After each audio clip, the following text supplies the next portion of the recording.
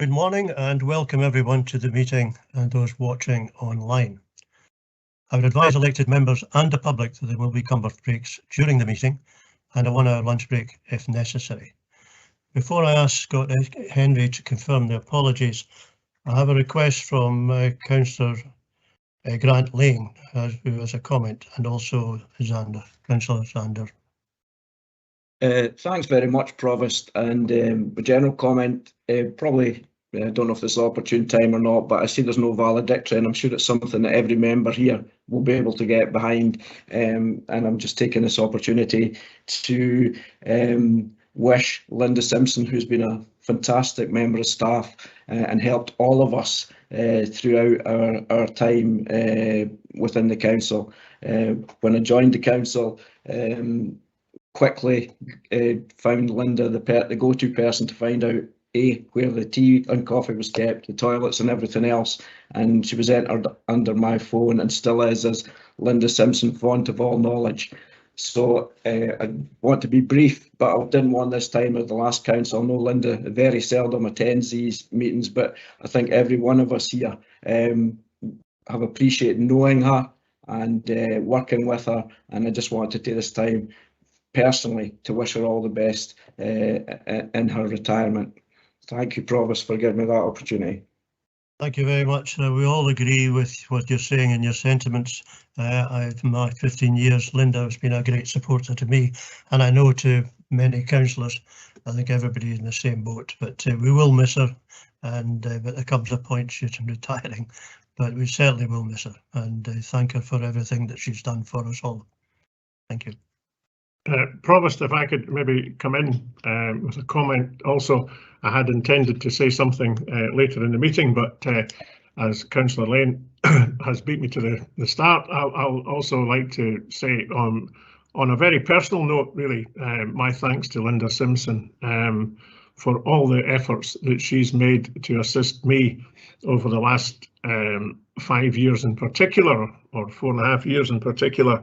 I have to say that she has been massive in her assistance to the council, not just me, but really her work for the council. And nobody knows that better than me and my her predecessor, Ian Miller, as leader of the council. I know he had an excellent working relationship with Linda, as I have had. And I think just I'm also aware of officers' views in this respect as well, that just, she's going to leave a huge gap around democratic services, around just how to oil the wheels of the council going forward. And all I can say also is to wish her every happiness in her retirement and good luck with her garden, which I know is one of the things that she hopes to concentrate on. Thank you. Thank you, Councillor Lyle. Okay, thank you. Is there anybody else before we just move on? Provost, just briefly to add my own personal tribute to Linda. I think I've probably known her the longest because we both go back to district council days, never mind Perth and Kinross council days. Indeed, her service has been exemplary, and she's been a strong support to leaders of the council, and many councillors has been paid tribute. I've got a particular good wishes for her, not only as a retiring member of staff, but she's also in the last 2 or 3 years become a neighbour here in Oakbank. So it'll be delightful still to see her. But I think everybody in the council would want to wish her and Frank well in the future. Thank you. Thank you, Councillor Wilson. Councillor McDade, you had something to say, or has it all been said? Professor, actually, there's a delay in my chat due to the signal, and I had a question on the minutes, like Councillor Barrett. But I would just echo very much that as a new councillor, when I came in, Linda was an incredible pillar of support and has been ever since, and has kept us all right, I would say. And I would very much echo Councillor Lane, Murray, Lyle, Willie Wilson's comments on that. So, and I wish her a very happy retirement. Thank you very much. Right, members, we'll just move on, and can I ask Scott Henry to confirm any apologies and take the roll call of attendance, please? Thank you, Provost. Good morning, members. We've had no formal apologies for this morning's meeting. There are some members who I think are having some connection issues, but we're hoping to resolve them. So when I call out members' names, if you can confirm for the public that are watching that you're present in the meeting. Councillor Ahern. Present. Councillor Bailey. Present. Deputy Provost Baird. Present. Councillor Barnacle. Present. Councillor Liz Barrett. Present. Councillor Peter Barrett. Present.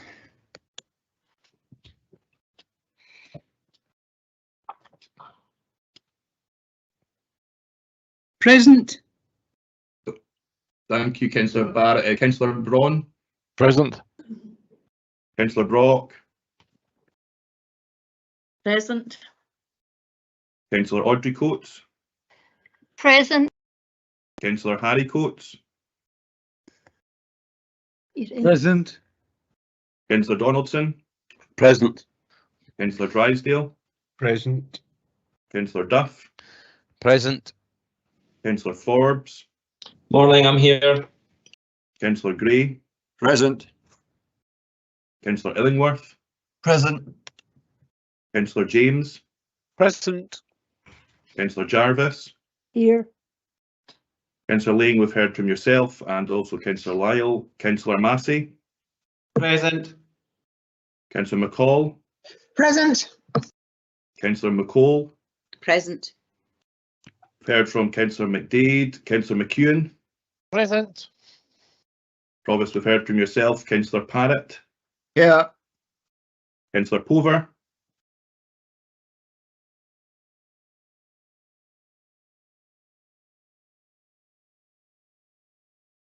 Councillor Pover. I'll come back. Councillor Purvis. Present. Councillor Rebeck.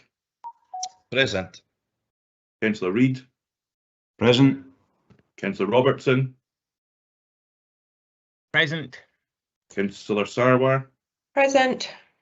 Councillor Shires. Present. Councillor Simpson. Present. Councillor Smith.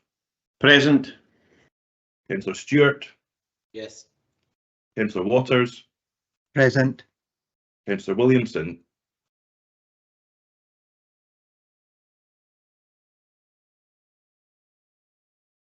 We have Councillor Williamson.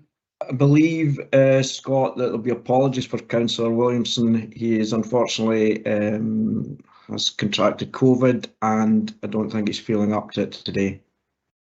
Okay, thank you. And we've heard from Councillor Wilson. So I think the only member was Councillor Pover, but I know we were having some connection issues. I don't know if Councillor Pover's managed to join yet.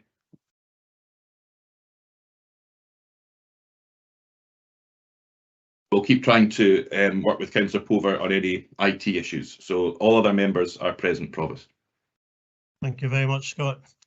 Members, are there any declarations of interest in the business today?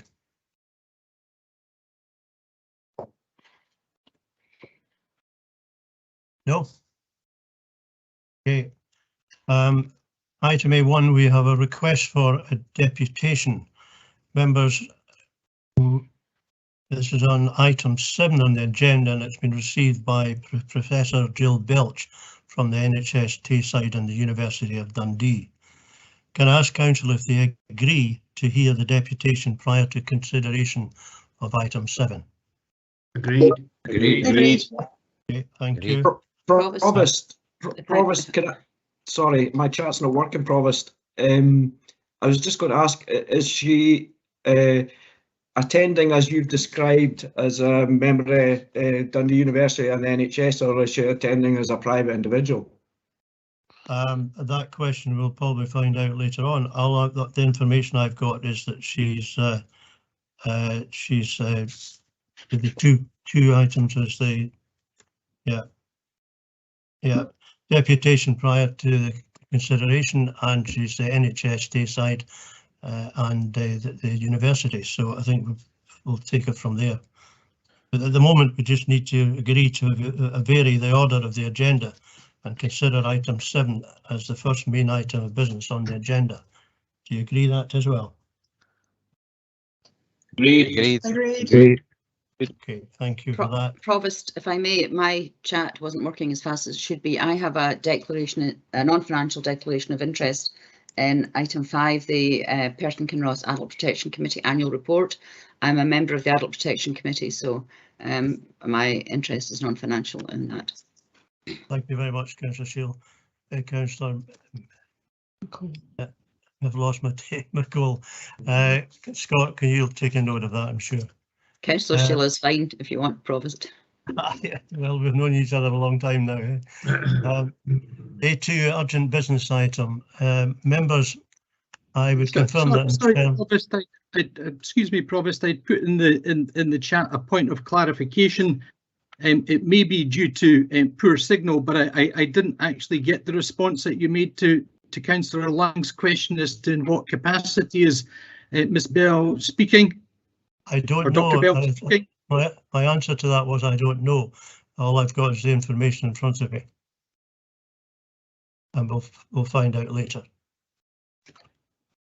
Provost, if I could just clarify in relation to the wording in the procedural note, Professor Belch has, when submitting her deputation, signed off her email with those words, including in terms of where she is representing. However, she is, in terms of standing orders, making a deputation request simply as a member of the public.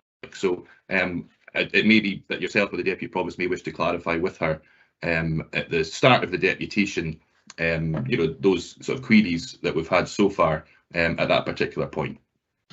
Okay. Yes, that would be sensible. Thank you very much. Right, I'll carry on then for the urgent business item. Confirming the terms of standing 9.3, I have agreed to a request from Councillor Shires and Councillor McCall to accept an urgent motion in relation to the recent storm Arwen.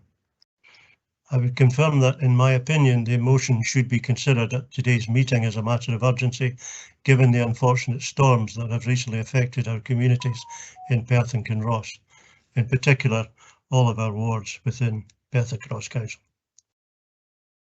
Can I ask Councillor Shires and McCall to move and second their motion?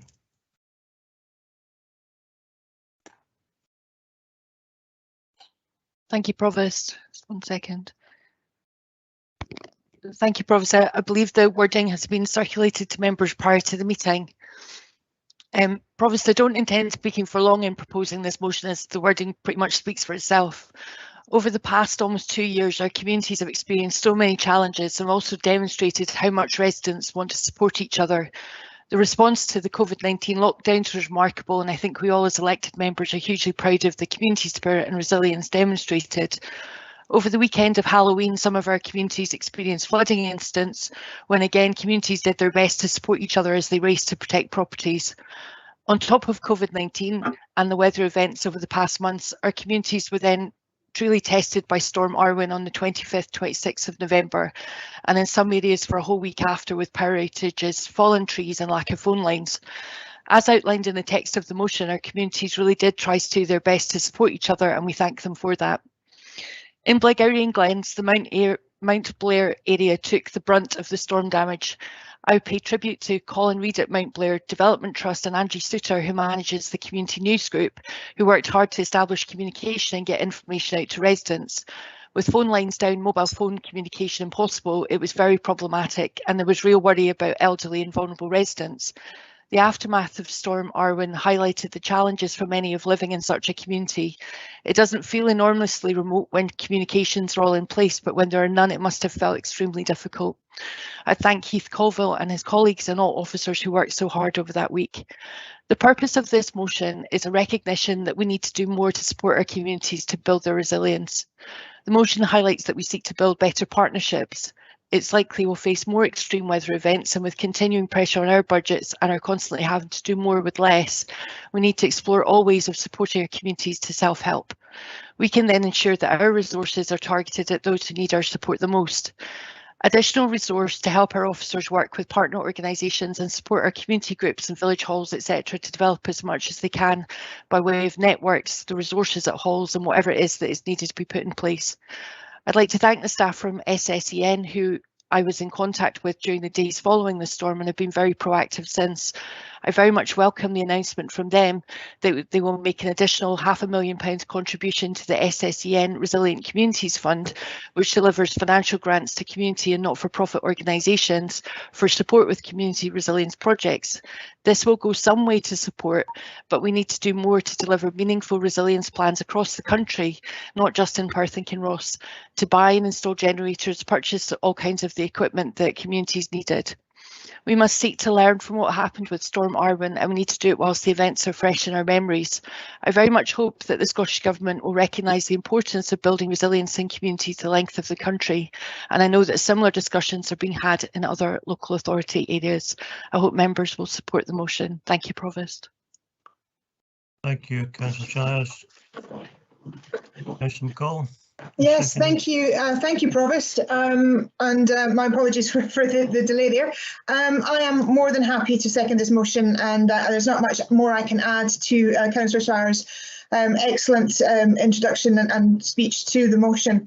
I'm just going to add a little bit, if I may, regarding the local proximity, because people in Comrie and Denaira were very much hit.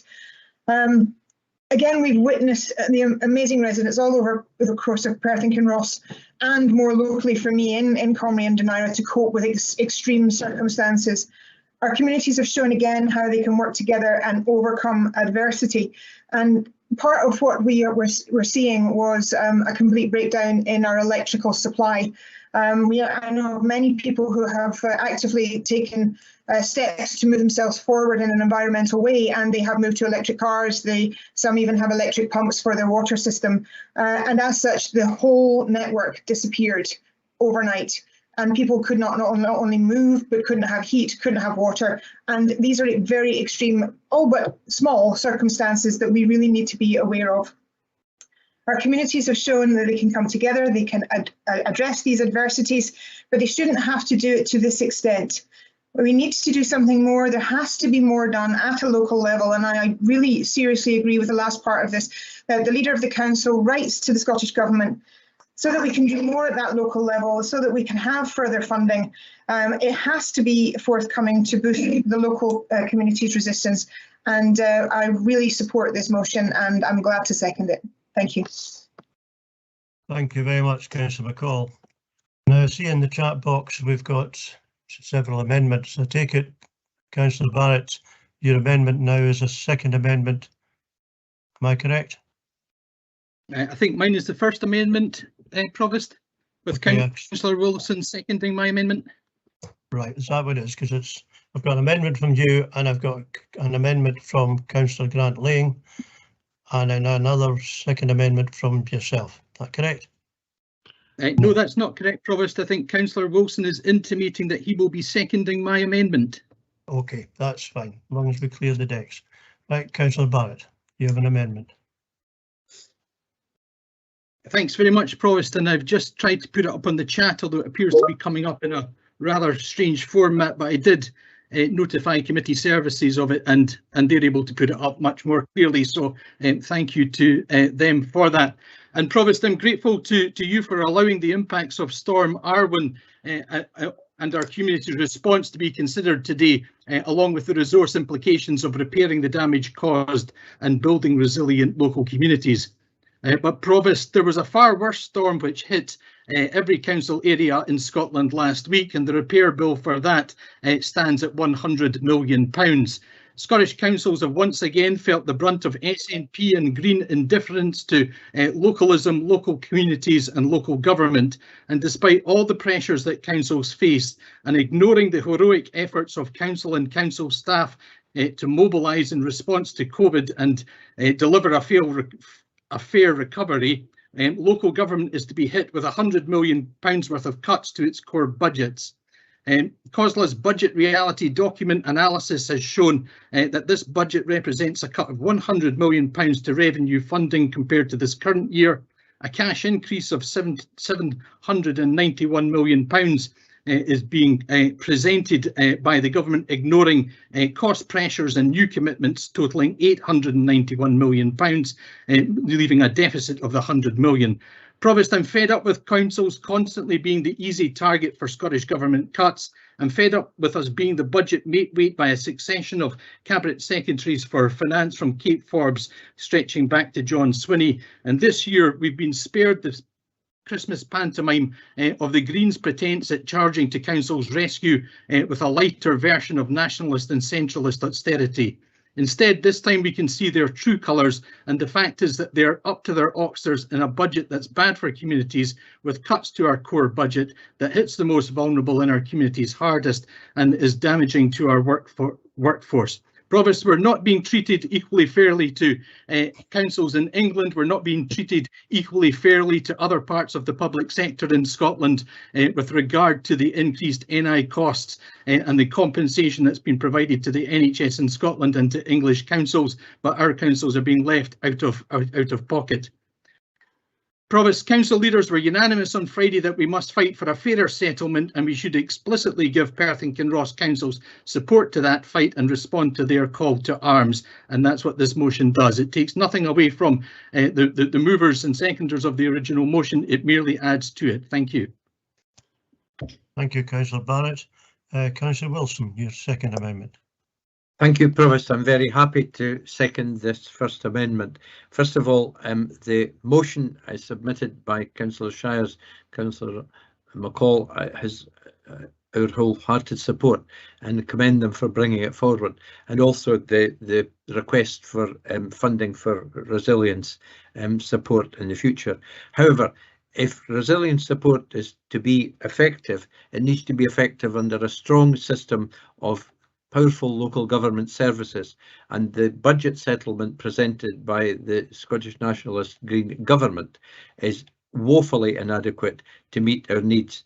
Therefore, what I have a fear is that if we did get the resilience extra funding that's requested here, we would be hobbled, I think, as a council in providing services in the future because of lack of investment by the Scottish Government. The situation is really deplorable. Things like national insurance, as Councillor Barrett has already mentioned, are not being funded.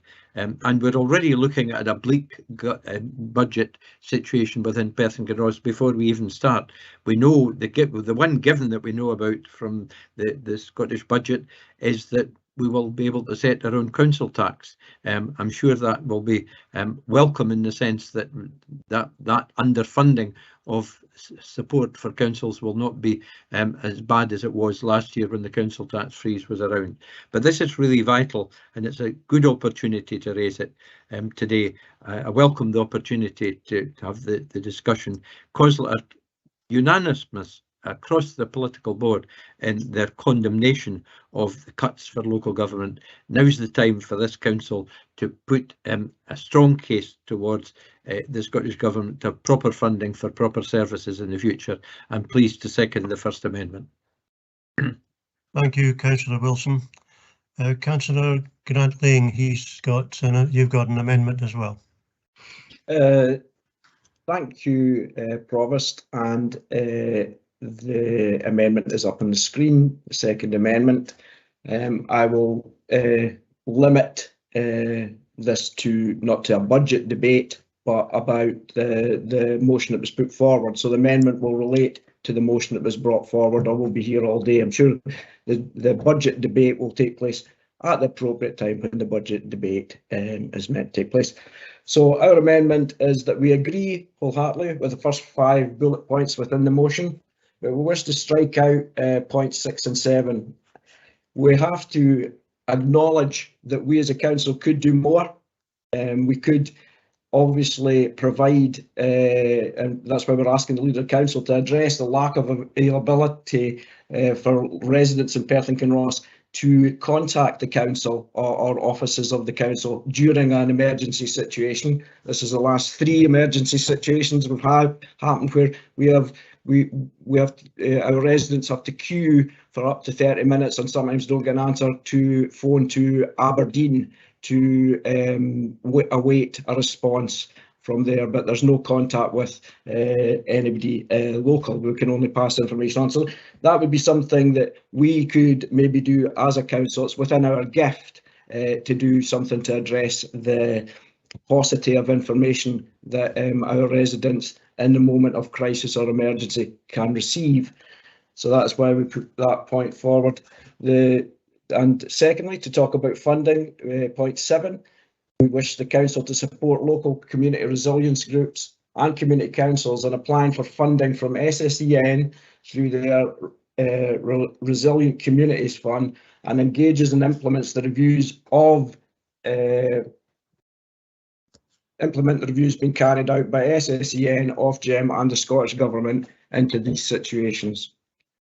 These, along with the first 5 bullet points, seem to be an appropriate response to the emergency, which will benefit and help our residents moving forward, rather than a rather verbose statement on general budgets that we just heard in the previous amendment. Thank you.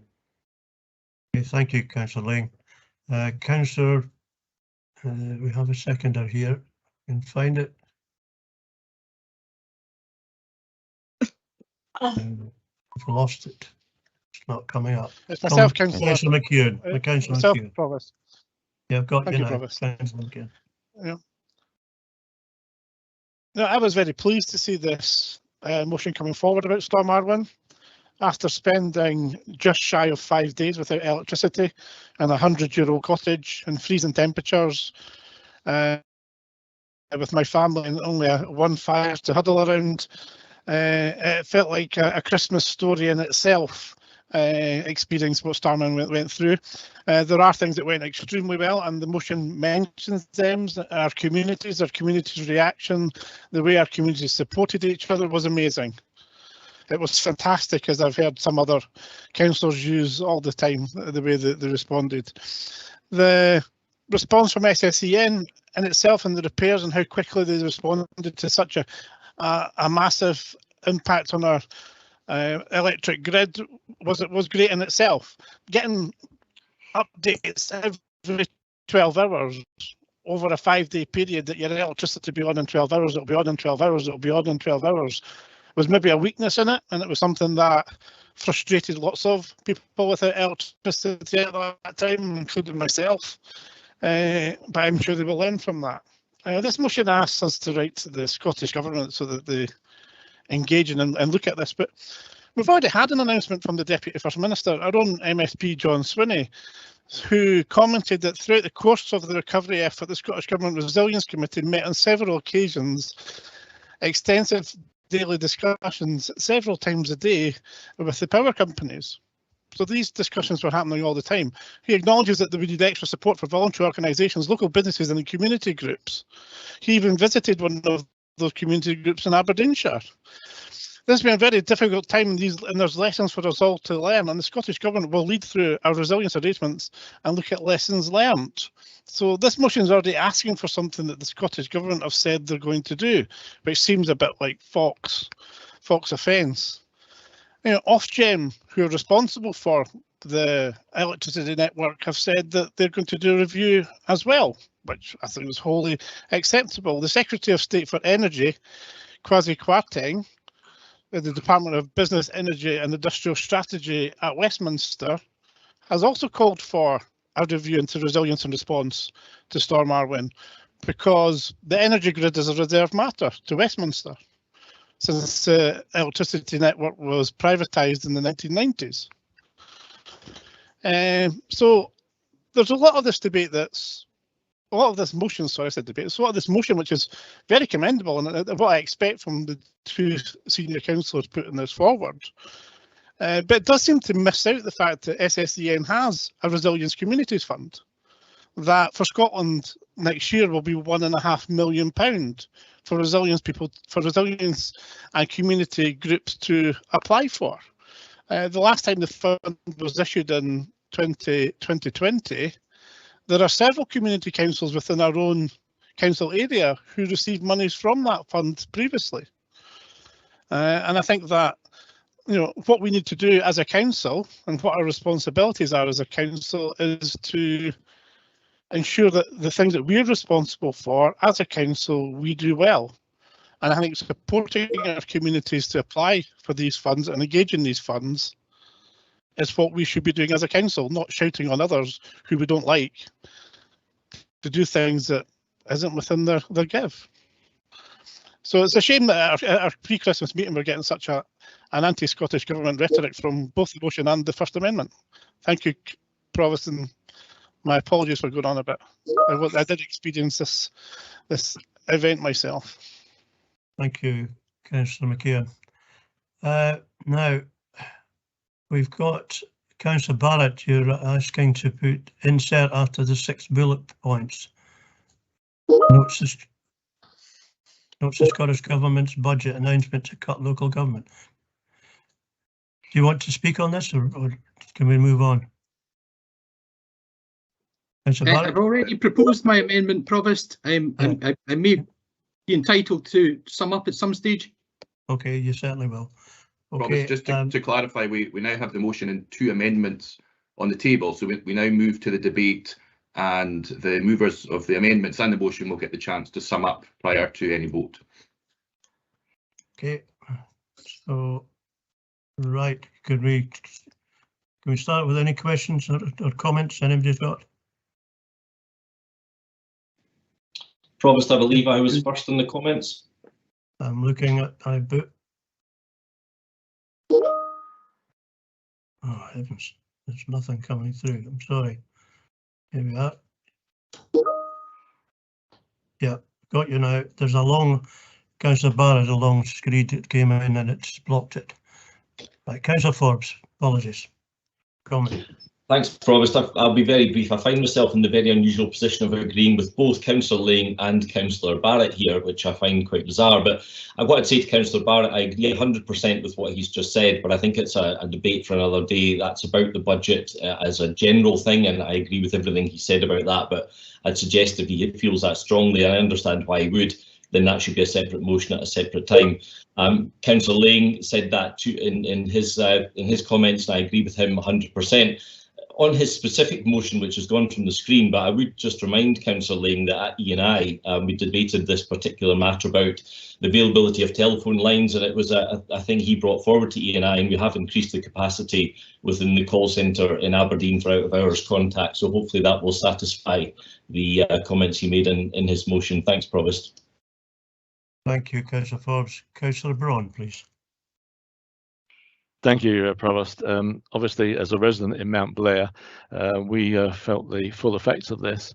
Aftermath of the storm left the Glens totally isolated. We lost power Friday night at 5 p.m. We lost mobile signals at 6 p.m. And although landlines were still in place, there are so few people who have the old traditional phones that you can plug in, that communication across the Glens was almost non-existent. The existence of the 2 shops running allowed verbal updates to people as we went along. The trees fell down on all main roads into the Glens, which effectively isolated us completely. And as I say, residents had no power. They had therefore no light, no heat. And even if they could get water supplies off private suppliers, there were no UV filters to actually clean the water. So the water was actually compromised. So people were running out of water. But there was help, and this motion lists many of the people that were helped, and Councillor Shires has mentioned a couple of names, and I would like to add on a couple if I may. There were the volunteers who cleared the trees. That was father and son John and Alex Walker, who were out very early in the morning cutting the trees. The workmen who came from the Algo Centre with tractors to lift those trees off the road. Of course, SSEN, who were working long hours in difficult conditions to get the supplies back on. Obviously, a few members of the community who were actually transporting food from the SSEN welfare truck at Dalwillian on the Glenshee Road across to Kirkmichael, so that elderly people had food, hot food and drink. And also, which isn't mentioned, and needs to be mentioned, is the 3 posties who cover the area. All 3 worked very hard to ensure that people were all right and well. Particularly, if I may mention Alan Gowrie, who was a postie on the Glenshee run, who was outside of his working hours delivering water, batteries, torches, cooking equipment to people who are desperately in need. So my thanks to him.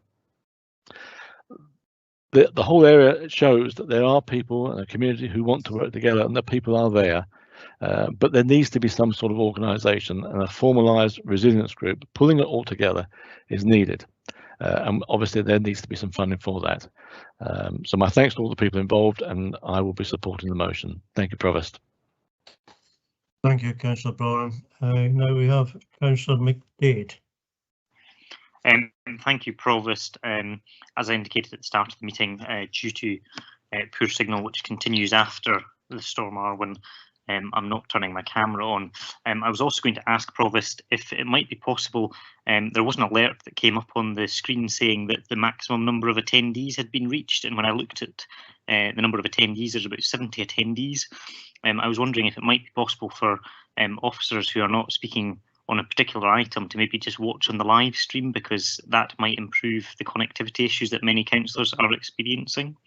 On the point of the motion and the amendments, I'm very supportive of the motion and indeed the contents of both amendments, in fact, but I think it's a bit disappointing that we couldn't perhaps reach a cross-party consensus on this, because it's a really important issue, and I appreciate that everyone does want to get in their political points, but I think it might be a good thing ahead of Christmas to show everyone a bit of goodwill, that we can all work together and see if the movers of the motion and the amendments might be able to reach a compromise text, so that this does not require to go to a vote.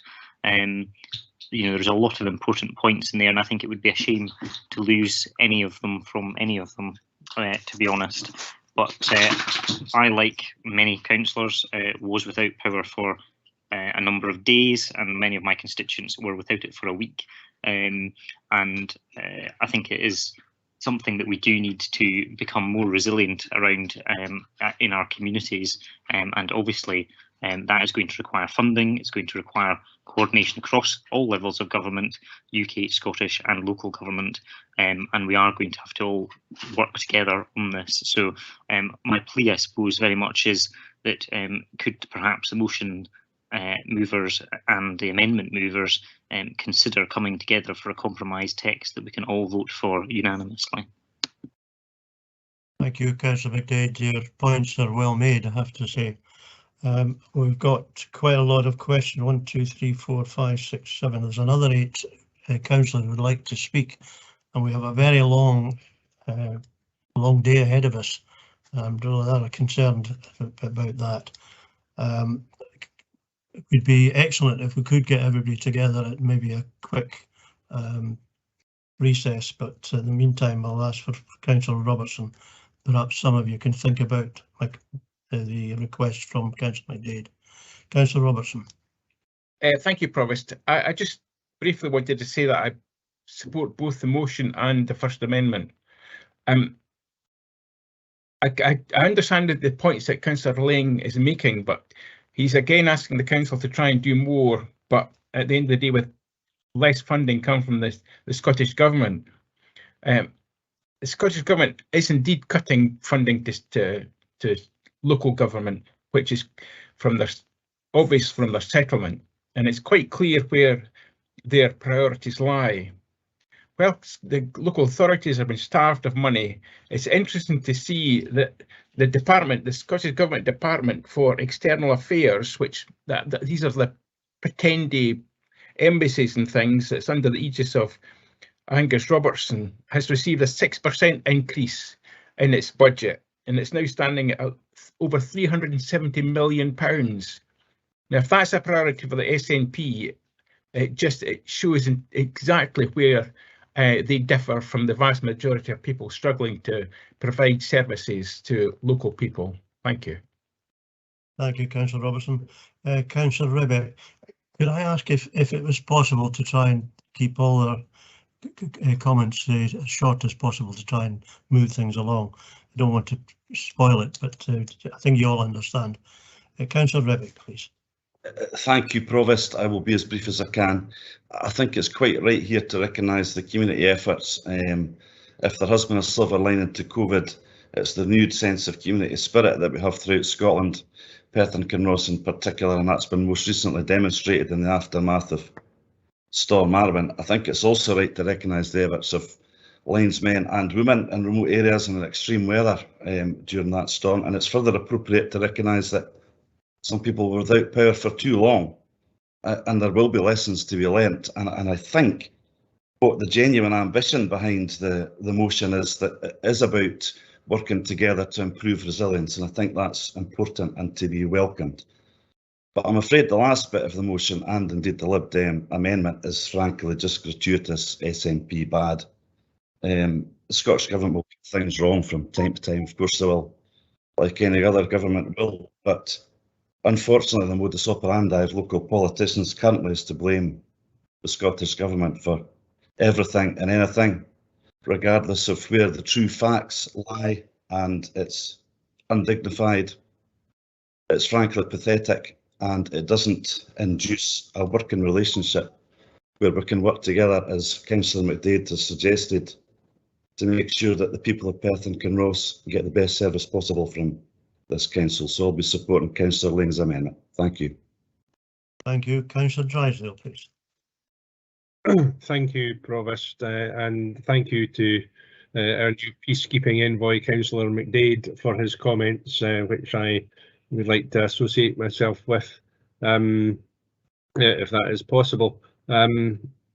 But this motion has been unnecessarily and overtly politicised, in my view, and I just need to set out for the record that even as the Met Office was issuing its red warning, the Scottish Government Resilience Committee was meeting to be assured of preparations, obtaining info from local resilience partnerships and power and utility companies.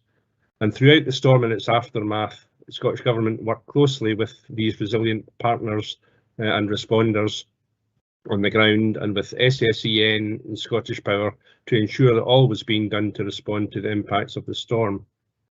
The Scottish Government's role, led by the Deputy First Minister, was to oversee and coordinate the responses across the country of 3 multi-agency resilience partnerships, working with power companies, local authorities, British Red Cross, transport providers and telecom providers, while local communities and the great Scottish public also responded, as we would expect, with a strength and a neighbourliness of which we should all be proud.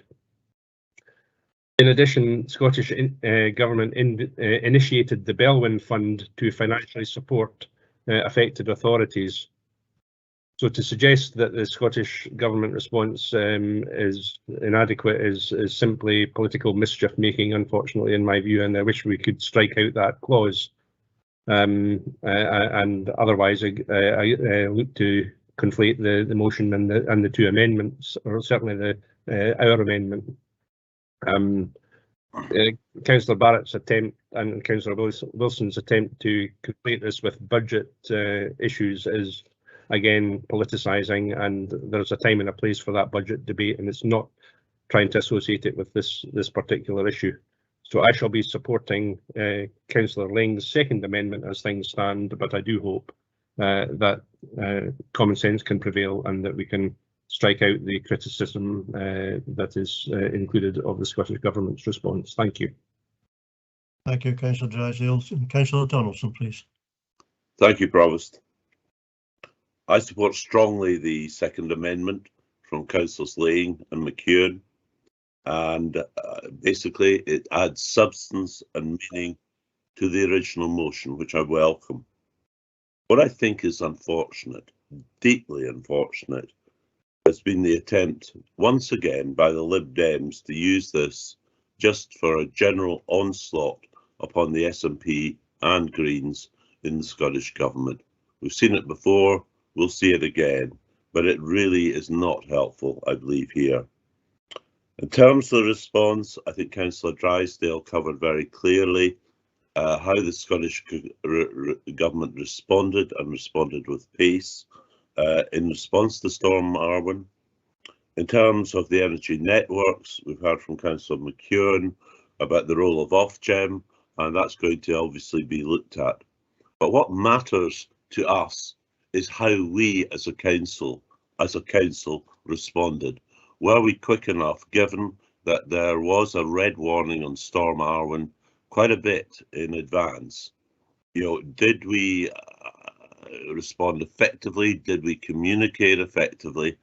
And I think, similar to the flooding incidents, 15 months ago, I think we definitely need to have a paper back to the Council, to Environment and Infrastructure Committee on the nature of our response.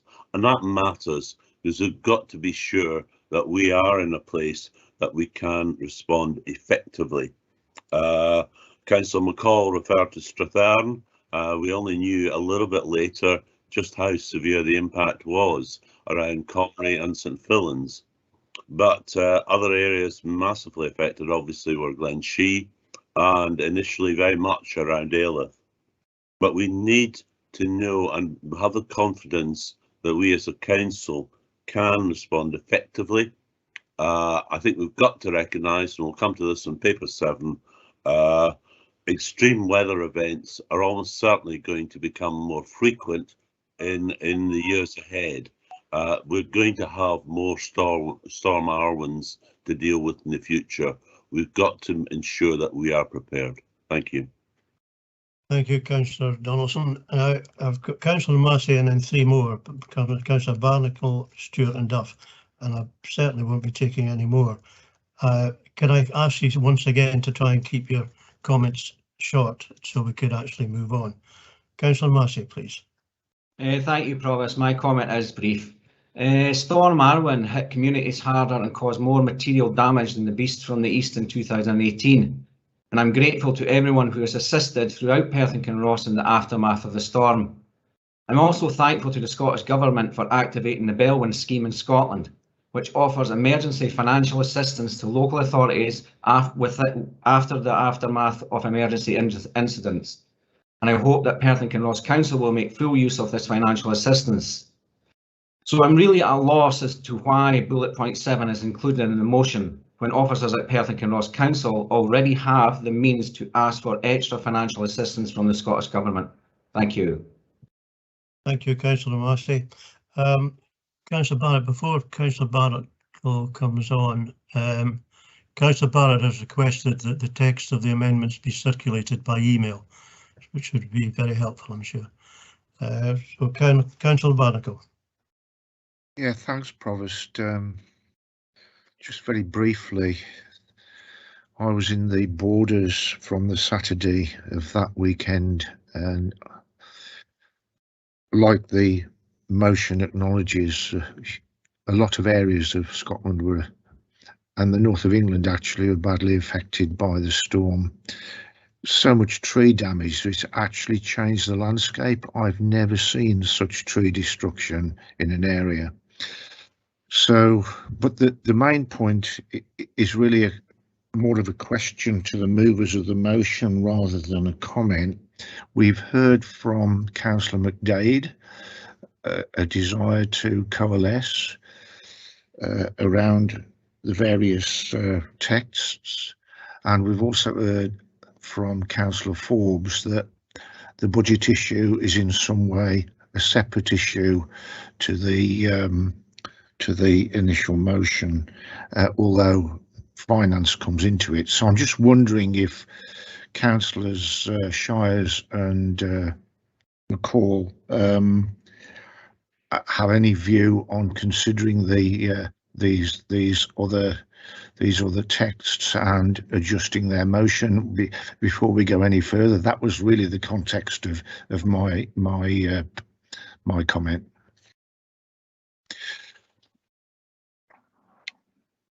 Okay, Councillor Stewart, please.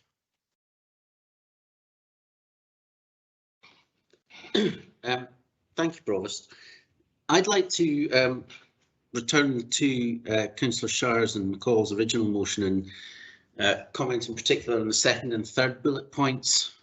So applauding the significant and tireless efforts of individuals and communities across the whole council area, and commending the speed of response of Perth and Kinross council staff. In the Strathmore ward, Meagle was out of power for I think just shy of 2 days.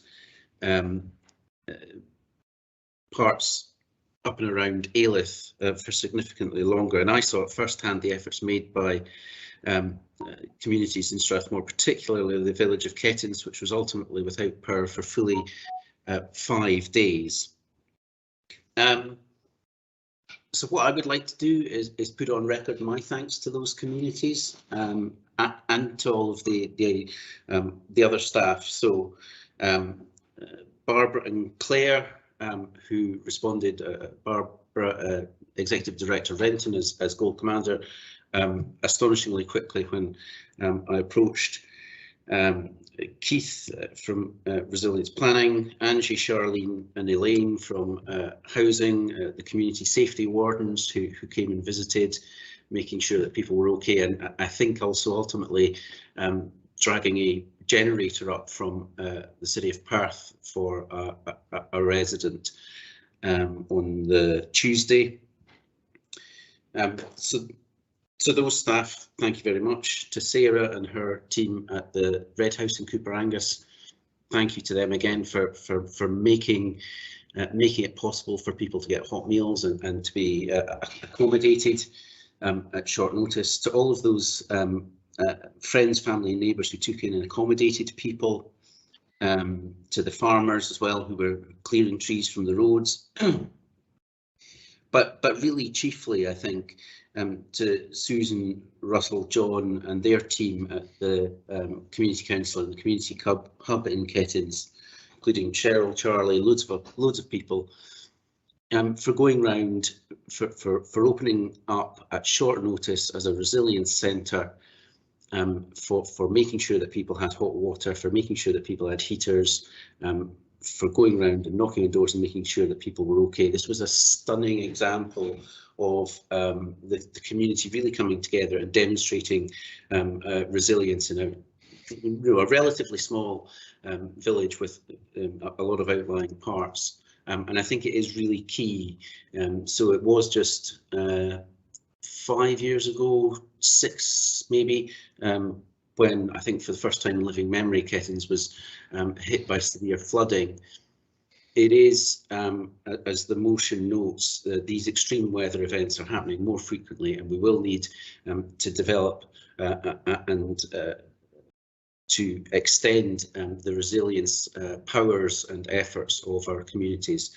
And I think the motion adequately explains that and asks for help in the right place, and I'm very happy to support the motion today. Thank you, Ryan. So Stuart, and the last one is Councillor Duff, please.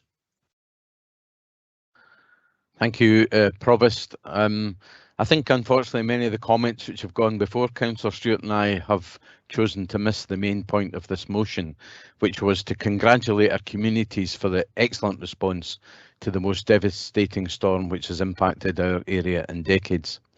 Several communities in and around my own ward in Highland Perthshire were badly hit by the storm, and SSE and the council worked long and hard to restore normality, and it's right to acknowledge their efforts in that regard. Local communities responded very quickly, doing all of the things listed in the motion. In particular, I would like to commend the efforts of local resilience groups such as Felderoo, with local businesses and volunteers setting themselves up again very quickly to prepare and deliver hot meals to those who didn't have cooking facilities and continue to do so for several days. I'd like to extend congratulations to everyone who helped make the plight of those who struggle to cope with the effects of the storm that much better. Thank you, Provost. Thank you, Councillor Duff. Now I think we'll just go to the vote. Scott, can I pass over to you? Provost, we've actually had a comment from Councillor McDade, who I believe may wish to move a further amendment. That must have come in pretty quick. Jesus Christ, I'm going to be on gym by 11. Be out for an hour and not started substantive business yet. I'm sorry, Lisa, that we're delaying things. Right. What is your amendment, Councillor McDade? Because really, we really had to move on. Well, as I indicated earlier, Provost, I was hopeful that perhaps a consensus could have been reached, but it does not appear that one has been reached. So I would like to ask if the mover of the motion might incorporate a few changes that might then be agreeable to the movers of the amendments, who then might withdraw their amendments so that we have a compromised text. So point 6 and 7 seems to be the part of contention, here, and I'm wondering whether we can perhaps look to change point 6 to something around noting the speed of community response, and that we will work towards greater cooperation between all levels of government, and note that appropriate levels of resourcing will be important to ensure that this is achieved, and then remove point 7. I think that encompasses the points that everyone feels about greater working together and resourcing, and it doesn't set it down specifically at any level of government, because obviously everyone has criticised both UK and Scottish governments here. So I think that is a compromise that hopefully might be agreeable to everyone. Provost, could I just intervene and make a request to Councillor McDade? Could I ask, if possible, you could post your text of your amendment in the chat, particularly in relation to point 6, just so that we're clear exactly what you're proposing? That would be great, thanks. Yes, I will just pop that in now if I can. Give me 2 seconds, Scott.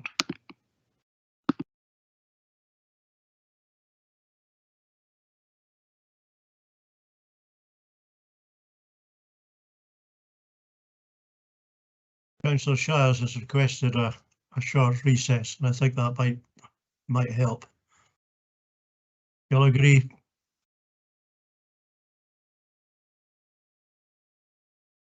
I would agree. Yes, Provost. Agreed. Very helpful. Provost, how will we communicate with each other, the movers of the amendments, and if we're wanting to get, as I'm sure the people of Perth and Kinross who suffered the storm want to see an agreement and not a political bun fight, and get something, this motion unanimously agreed for the benefit of people of Perth and Kinross. How do we communicate between the 3 amendments, the 2 amendments in the motion? I don't know the answer to that. I mean, we could delay this to January or something if that would be helpful, but because we really have to move on somehow. Provost, I'm just asking what is the point of a recess if we're not going to be communicating with each other? Well, I've just answered my question. I don't know the answer to that. If the only other way I would suggest is that we either do it during lunchtime, that means a short lunch, or we just delay this now until January. Sorry, Provost, I'm more than happy to make phone calls and give my number out so that we can converse so that we can have a recess. We are all in separate locations. I'm seconding the motion.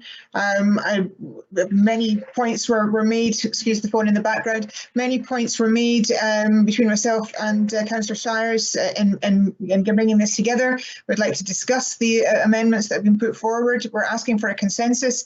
I don't see any reason why we couldn't go for a recess to discuss where our position would be, to see what we'd be able to do, and get in contact by using telephones with the other councillors to see if we can make that happen.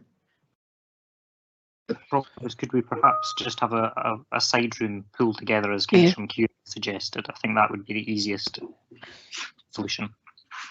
Okay, is everybody in agreement with that? Agreed. Agreed. Great. Agreed. Yes. Agreed. Okay, so how long do we need? 5 minutes? No longer. 10 minutes, please.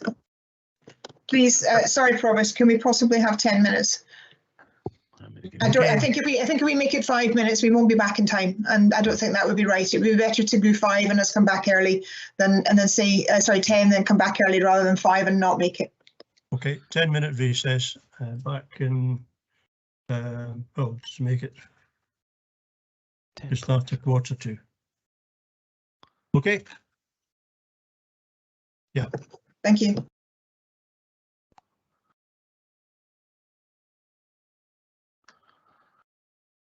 Hi, Murray.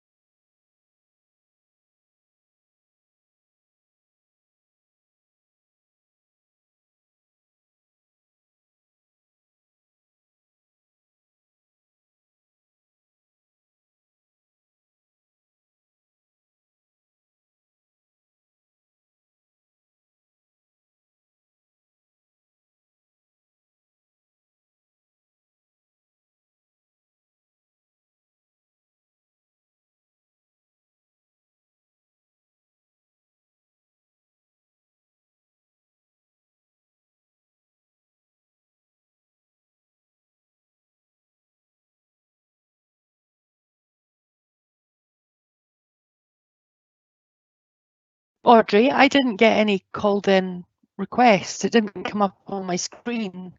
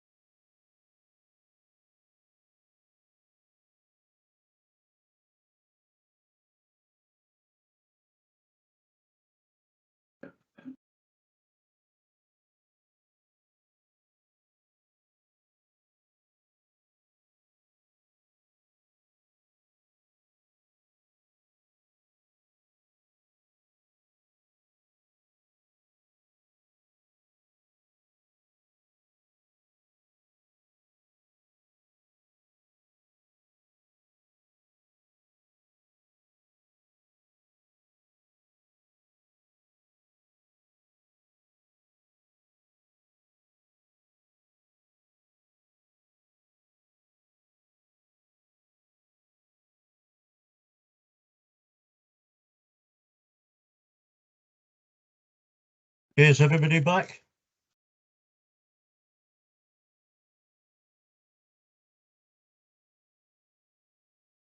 Nobody's speaking to me.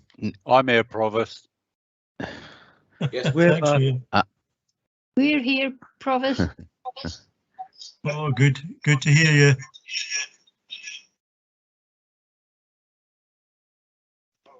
Was Provost going out there and spoke to Council again? I wish I could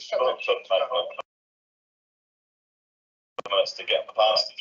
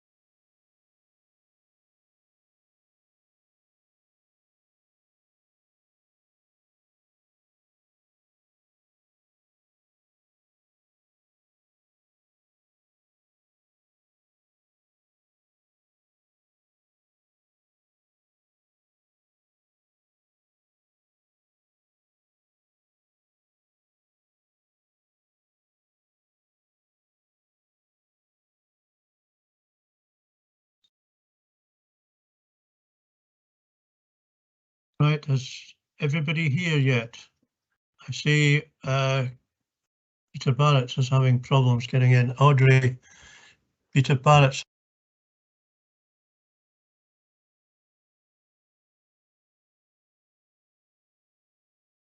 We're here.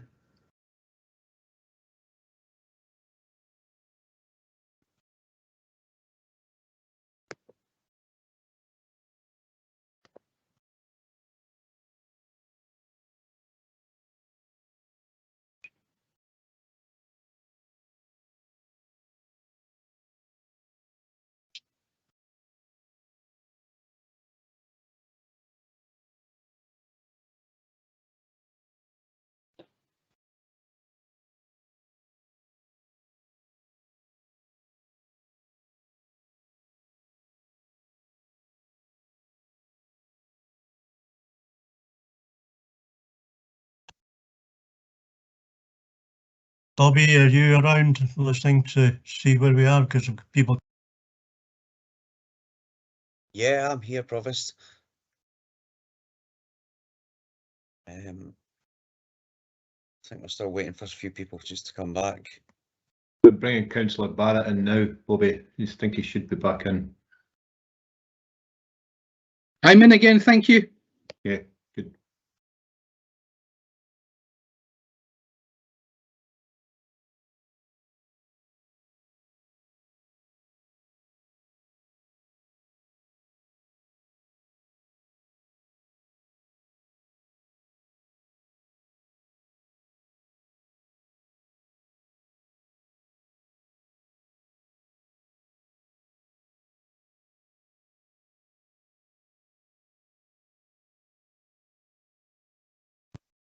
Is everybody in now?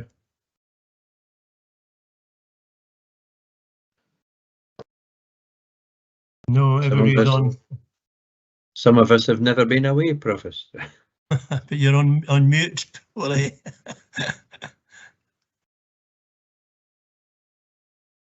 Yes. Okay.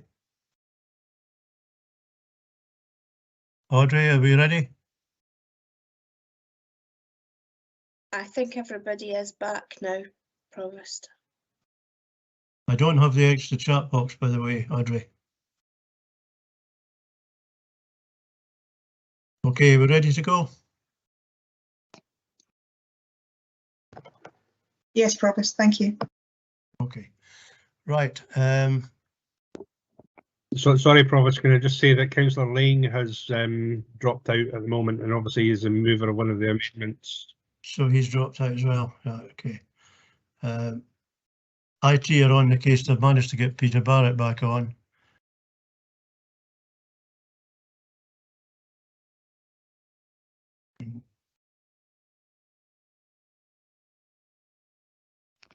So just wait on Councillor Lane. So maybe the Gremlins movie at Christmas is a good thing then, eh? Well, they've got into our computer system this time. This is it must be Gremlins 4 by now, is it not? The fourth movie. I don't think they've got white beards at the moment. I've got a white beard. One of them did. Oh, there we go. Here's Santa. I've got a white beard trying to get in after the computer closing down. We're all live, everyone. So everybody's Provost, in now. I don't see Councillor Robertson.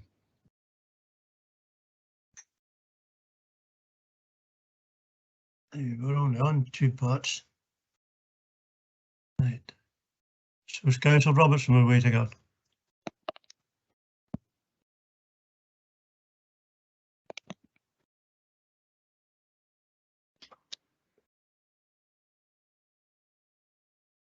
Is there now, Provost? And is Councillor Laying in? He's just spoken, Provost. Did he? Right, okay, I'm losing the will to live here now. Right, okay, can we? Councillor Lane has just spoken, Provost, so he must be here. He must be here. Thank you very much. That's the second one it told me. Right, can we move on then? Yeah. Right, now, where are we? Caroline, Provost, can I come in, Provost, please, just to check on procedure of where we're at? Please do. Obviously, following the recess, we had on the table, we have a motion and 3 amendments. Usually what we would now do is, having had the debate, is we would ask in turn, the movers of the amendments to sum up and then the mover of the motion. However, given the discussion prior to the recess, it may be wise that Council agrees at this stage to ask the mover and seconder of the motion as to whether, given the comments from Councillor McDade and the reason behind the recess, as to whether they are looking to accept any of the amendments or alter the motion. So that would be my suggestion if Council agrees. Okay. Council, do you agree? Agreed. Agreed. Okay. Agreed. So It's over to me then, Provost. Over to you, yeah. And then thank you, Provost. I'm not convinced this really needed to take an hour and a half of our time this morning, so I'm going to be quite succinct. I think we're all coming at this from different angles.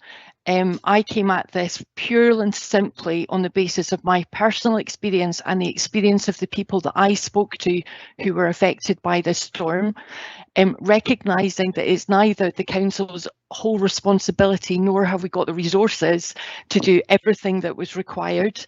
Our communities stepped up, but we recognised that there were a lot of things that they required in order to be more resilient. We may face more storms, who knows what weather events will come our way.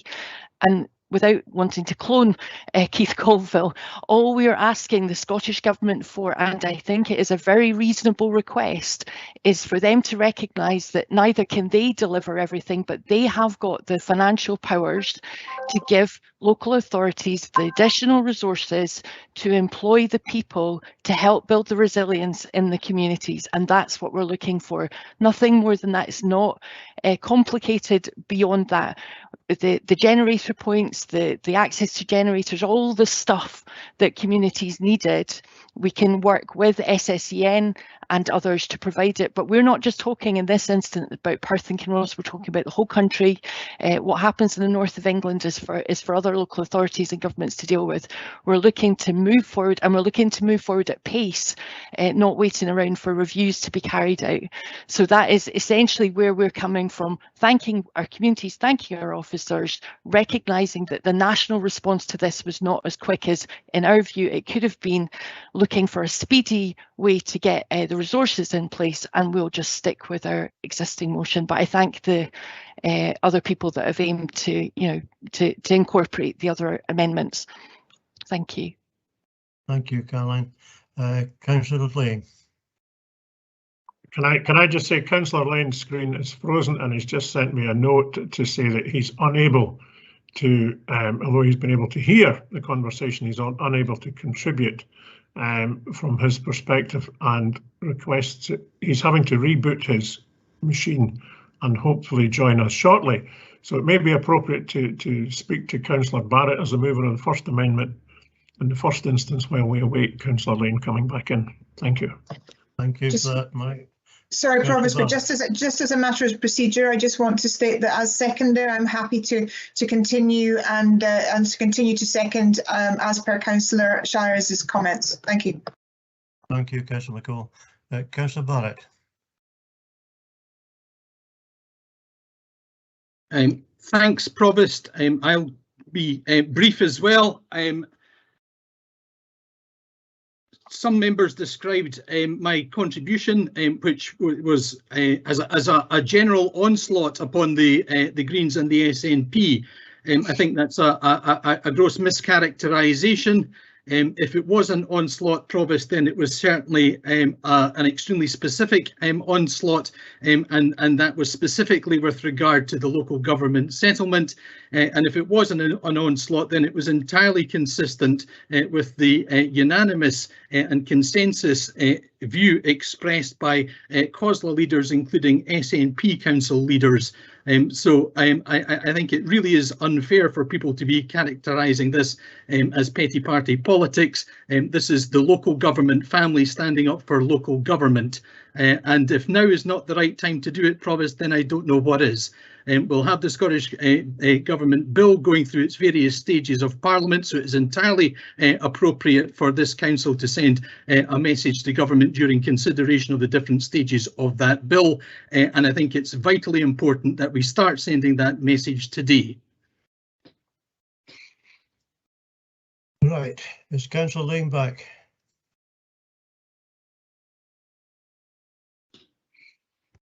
Scott, we're having problems getting people back. Where are we now? Because I'm getting a bit lost. So, Provost, yeah, we've heard from the mover of the seconder of the motion. We've heard from the mover and seconder of the First Amendment. Councillor Lane was the mover of the Second Amendment, so he would have the right to sum up. We may, if we're still working to get Councillor Lane into the meeting, we may wish to move on to Councillor McDade as the mover of the Third Amendment to see if he wishes to sum up, and then we'll try to come back to Councillor Lane. Okay, thank you for that. Councillor McDade. Thank you, Provost. I do think that it is disappointing that we've not been able to reach any sort of consensus on this, very, very important issue that all of us have been affected by, and our constituents have been affected by. I think that it is a real sad indictment on this council, and I think that's how it will be seen by the public, that we cannot agree on something as important as this. And I do appreciate and thank those who did take my calls during the recess and considered that. I just think it's very disappointing that we haven't managed to reach a consensus, and I will continue with my amendment, which I think is a compromise position that tries to incorporate points made by a number of those who have spoken today. Okay, Councillor Lane back. Provost, I've put in the chat box that we move the question now be put, but in fairness, if the seconder of the SNP amendment wants to say a few words, then I think it would be appropriate for them to do that if Councillor Lang has a connectivity problem. But I still move that the question now be put. Who was that? Provost, I'm quite happy to speak on behalf of Councillor Lane as a seconder of the motion to move things forward. Okay. I agree with what Councillor McDade has said in this, and the SNP group agree with Councillor McDade's viewpoint of merging these motions together. I think the only point that we had difficulty with was point 6. The Scottish Government met before Storm Arwen hit. How on earth can you be more prepared than meeting before an event occurs? Others have mentioned that everybody involved in this process, from Ofgem to SSEN to the Scottish Government to the Council to local resilience groups, all need to reflect on what happened to improve things going forward. That's what we're here for. That's what we're meant to be doing, reflecting and moving things forward, not having goes at each other. It's, where's the positive administration in this? Where's the positiveness going forward? How do we take the public with us if we're just doing this silly stuff? So it's a shame that point 6 couldn't be removed. Without that, I'm sorry, we can't support the motion without point 6 being removed. So our amendment will have to stand, unfortunately. It's not what we wanted to do, but that's what we'll have to do. Thank you, Provost. Okay, thank you very much, Councillor. Back to you, Scott. I think we need to go to the vote now. Thank you, Provost. We are now at the stage where we have the motion and the amendments on the table, and we're ready to vote. Is there any update on whether Councillor Lane has been able to rejoin the meeting? The good news or the bad, sorry to interrupt, the good news or bad news for you, Scott, I'm just back, so I missed everything apart from the start of Councillor Shires is summing up. Okay, so I'm happy to sum up to where we're at. So we have a motion from Councillor Shires, seconded by Councillor McCall, the terms of which were previously circulated to you. We have a first amendment from Councillor Peter Barrett, seconded by Councillor Wilson, the term which was circulated to you as well. We have a second amendment from Councillor Lane, seconded by Councillor McEwen, which was also shared with you. And we have a third amendment from Councillor McDade, which was to agree the motion other than point 6, which was to amend to say, notes the speed of community response compared, and that we will work towards greater cooperation between all levels of government to respond to future emergencies, and that appropriate levels of resourcing will be important to ensure this, and to remove item 7. So we're now at the stage where we can move to the vote. And excuse me, Provost, can I have a recess to speak to my group, as I've been unable because the computer either overheated and shut down, to discuss whether we wish to withdraw our amendment or join together with another amendment, and that would cut out one vote. It will take 2 minutes, Provost. Because we can't be a hostage to technology. Councillor Lane, we could do this by text rather than by video as well. Okay, so we'll just ask for a couple of minutes of recess. We can do it on our SNP group messenger, if the Provost agrees. You're on mute, Provost. Yes, 2 minutes and just go ahead. Thank you very much. Let's get this finished, yeah. Thanks, Provost. Hopefully I'll not be kicked out again. Hopefully.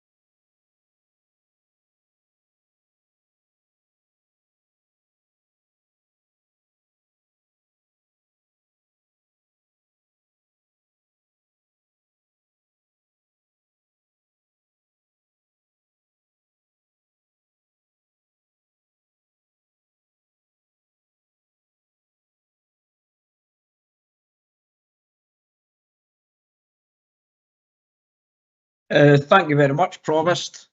I hope that was maybe even under 2 minutes.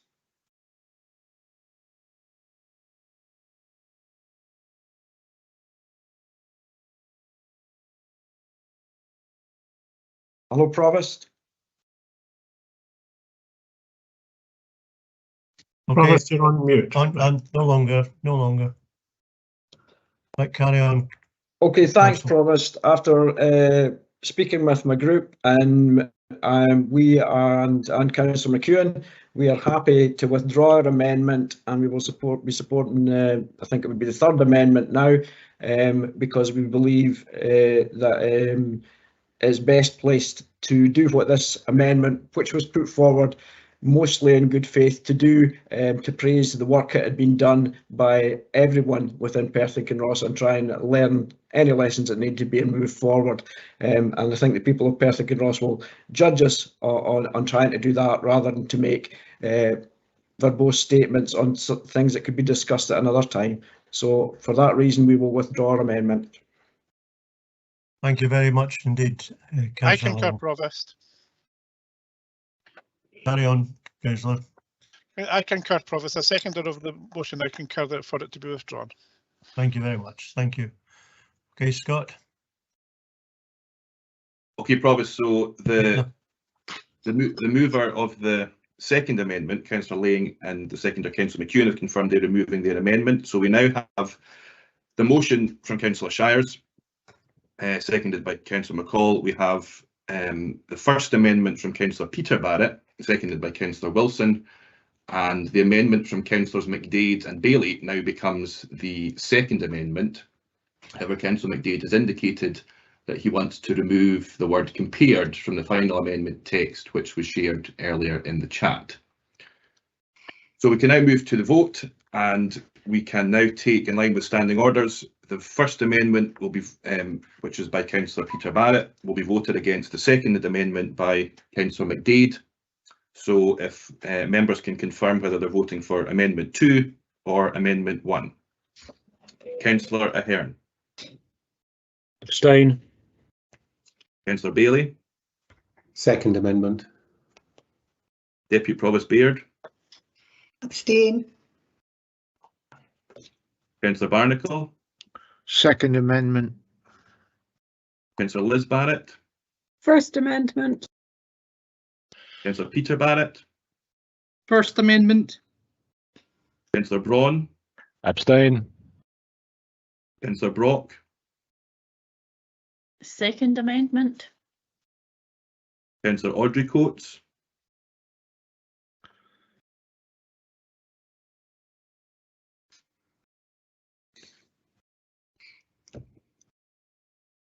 Councillor Audrey Coates, Abstain.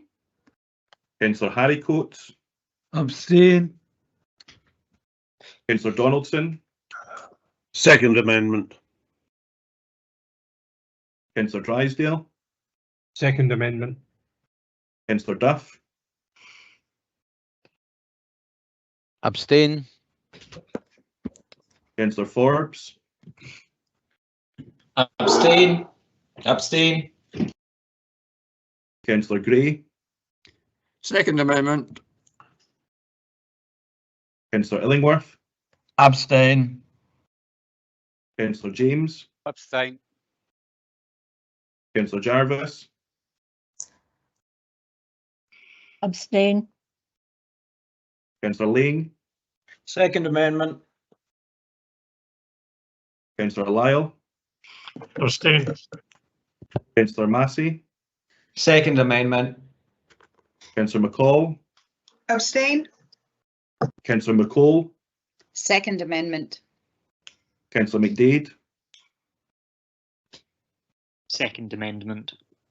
Councillor McEwen, Second amendment. Provost, Abstain. Councillor Parrott, Second amendment. Councillor Pover, Second amendment. Councillor Purvis, Abstain.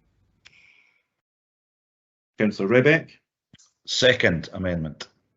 Councillor Reid, Abstain. Councillor Robertson, First amendment. Councillor Sarwar, Second amendment. Councillor Shires, Abstain. Councillor Simpson, First amendment.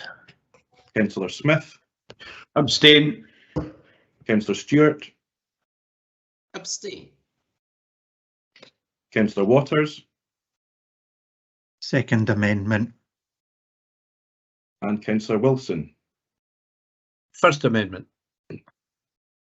Thank you. Provost, we have 16 votes for the Second Amendment, 5 votes for the First Amendment, and 18 abstentions. So the Second Amendment is carried. The Second Amendment now becomes a substantive amendment and will be put against the motion. So if I can now ask members to confirm whether they're voting for the motion by Councillor Shires or the amendment by Councillor McDade. Councillor Ahern. Motion. Councillor Bailey. Amendment. Deputy Provost Baird. Motion. Councillor Barnacle. Abstain. Councillor Liz Barrett. Motion. Councillor Peter Barrett.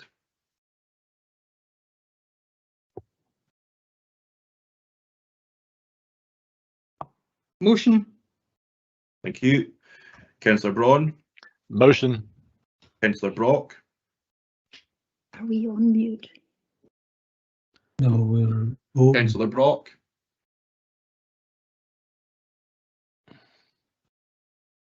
Sorry, amendment. Thank you.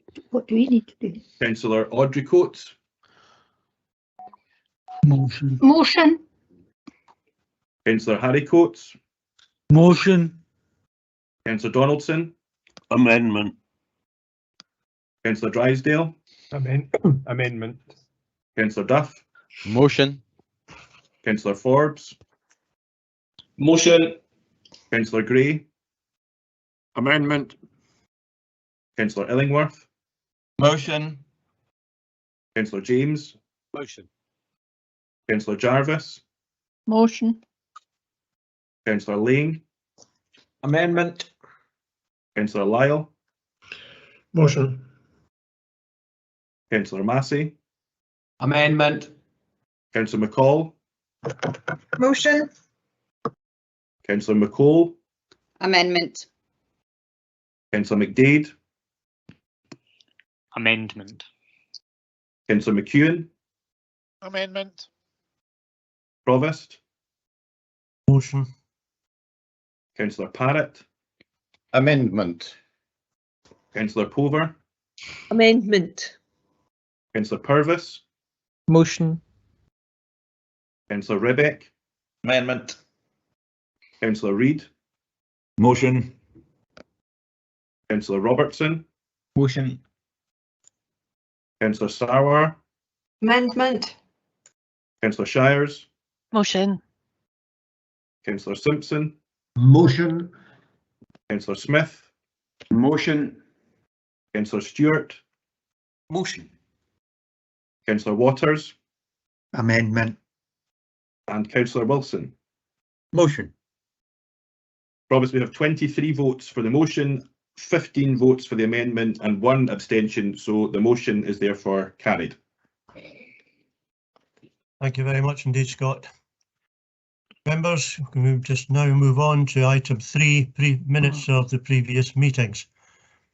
Can I ask members? Provost, Councillor Lyle here. I wonder if I may interject just for a second. Given the length of debate that we've had and the importance that members have obviously placed in that debate, I wonder if it might be reasonable to reflect on Councillor Donaldson's comments in the context of the motion when he was summing up. And there is perhaps a need for us to review our own resilience. And if members were minded, I would ask that committee services arrange for a report to come back to council at an appropriate time, which reviews our actions during this storm Arwen, so that we can learn lessons going forward. I hope that members will find that helpful, and I think as a conclusion to the debate today, I would suggest that that was a reasonable course of action. Thank you. Agreed. Thank you. Agreed, yeah.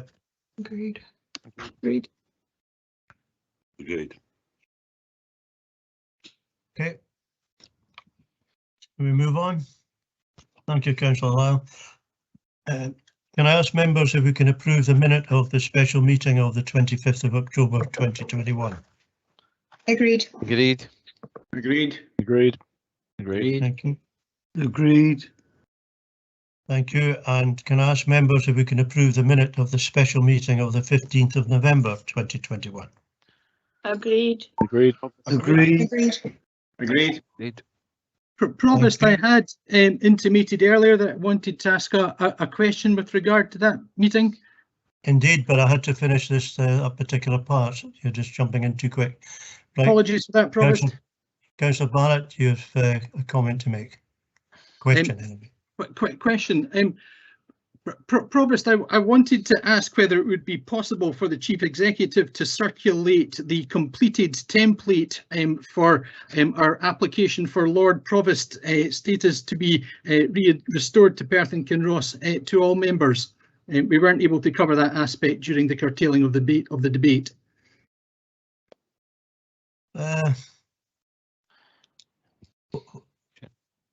I'm wondering why this has come up just now, Councillor Barrett.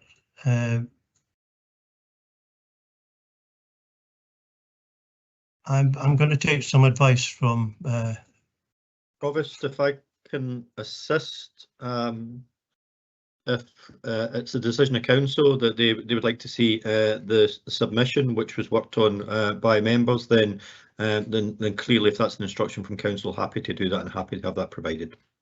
Okay, then I'm happy to do so then. Thank you, Provost, and thank you, Chief Executive.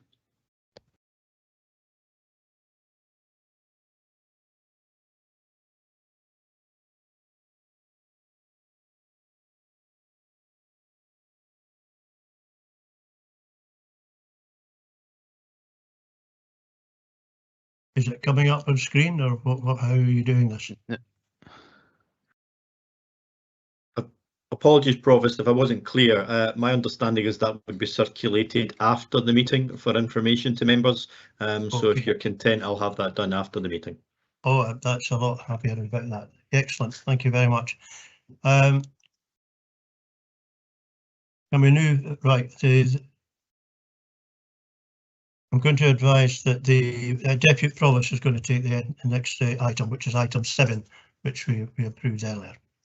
So, sorry, Provost. Provost, I think Councillor McDade had a question. Okay, Councillor McDade.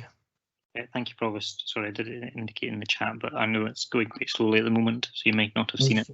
It's going very slowly, yes, you're right. I just wanted to query why points of order have not been recorded in the formal minute. I was under the impression that points of order were normally recorded along with the response, but I note that my point of order in the previous council meeting certainly hasn't been recorded, neither of anyone else's, as far as I could see. And I'm just wondering if there's a reason that we've stopped recording points of order. I just wanted a bit of clarification around that. I'll have to ask the member services on that. Provost, I'm happy just to clarify, our usual practice hasn't been to record points of order unless they've maybe been included as part of any motion or amendment or debate. However, we are considering looking at our style of minutes going forward, so I'm happy to take any suggestions, and again, perhaps that might be something that we'll look at to discuss at the governance member officer group and get views from members. So happy to have a look at those kind of things through the group if desired. Thank you very much to the Head of Committee Services for that response. I think it would be appropriate to consider it, given that these are obviously formal points of order with a formal response in some cases in the context of the Local Government Act. So I think it would be valuable if that could be considered. Thank you. Okay, thank you, Councillor McDade. Moving on, the item 7, which we proved to take earlier, I'm going to hand over now to the Deputy Provost to take that particular paper. Thank you. Deputy Provost. Morning, councillors. We now have item 7, and can I ask for Professor Belch to join the meeting, please?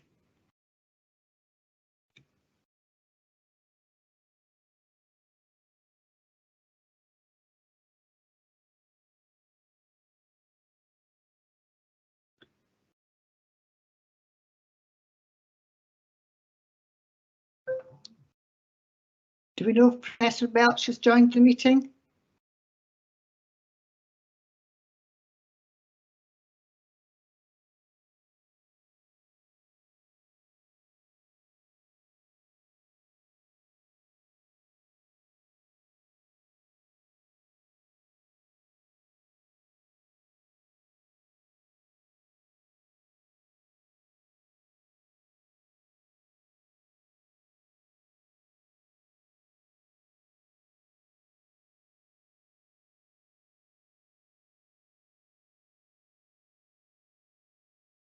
Sorry, members, for the delay.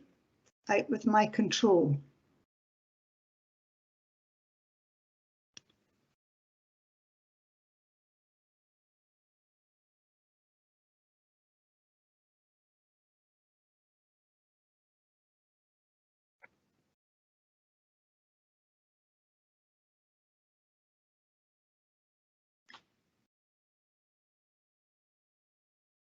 Thank you, Audrey.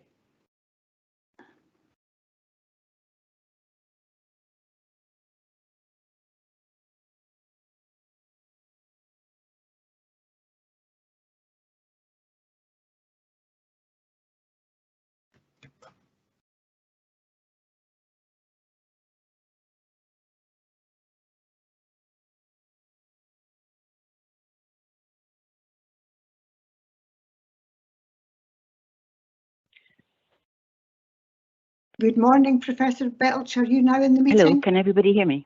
Yes, we can. Thank you very much. Good Thank morning. you. I do apologize. Sorry for the delay this morning. Yeah, no, apologies to you. My phone didn't connect the first time, but thank you. I wonder if I could first of all just explain who I'm representing.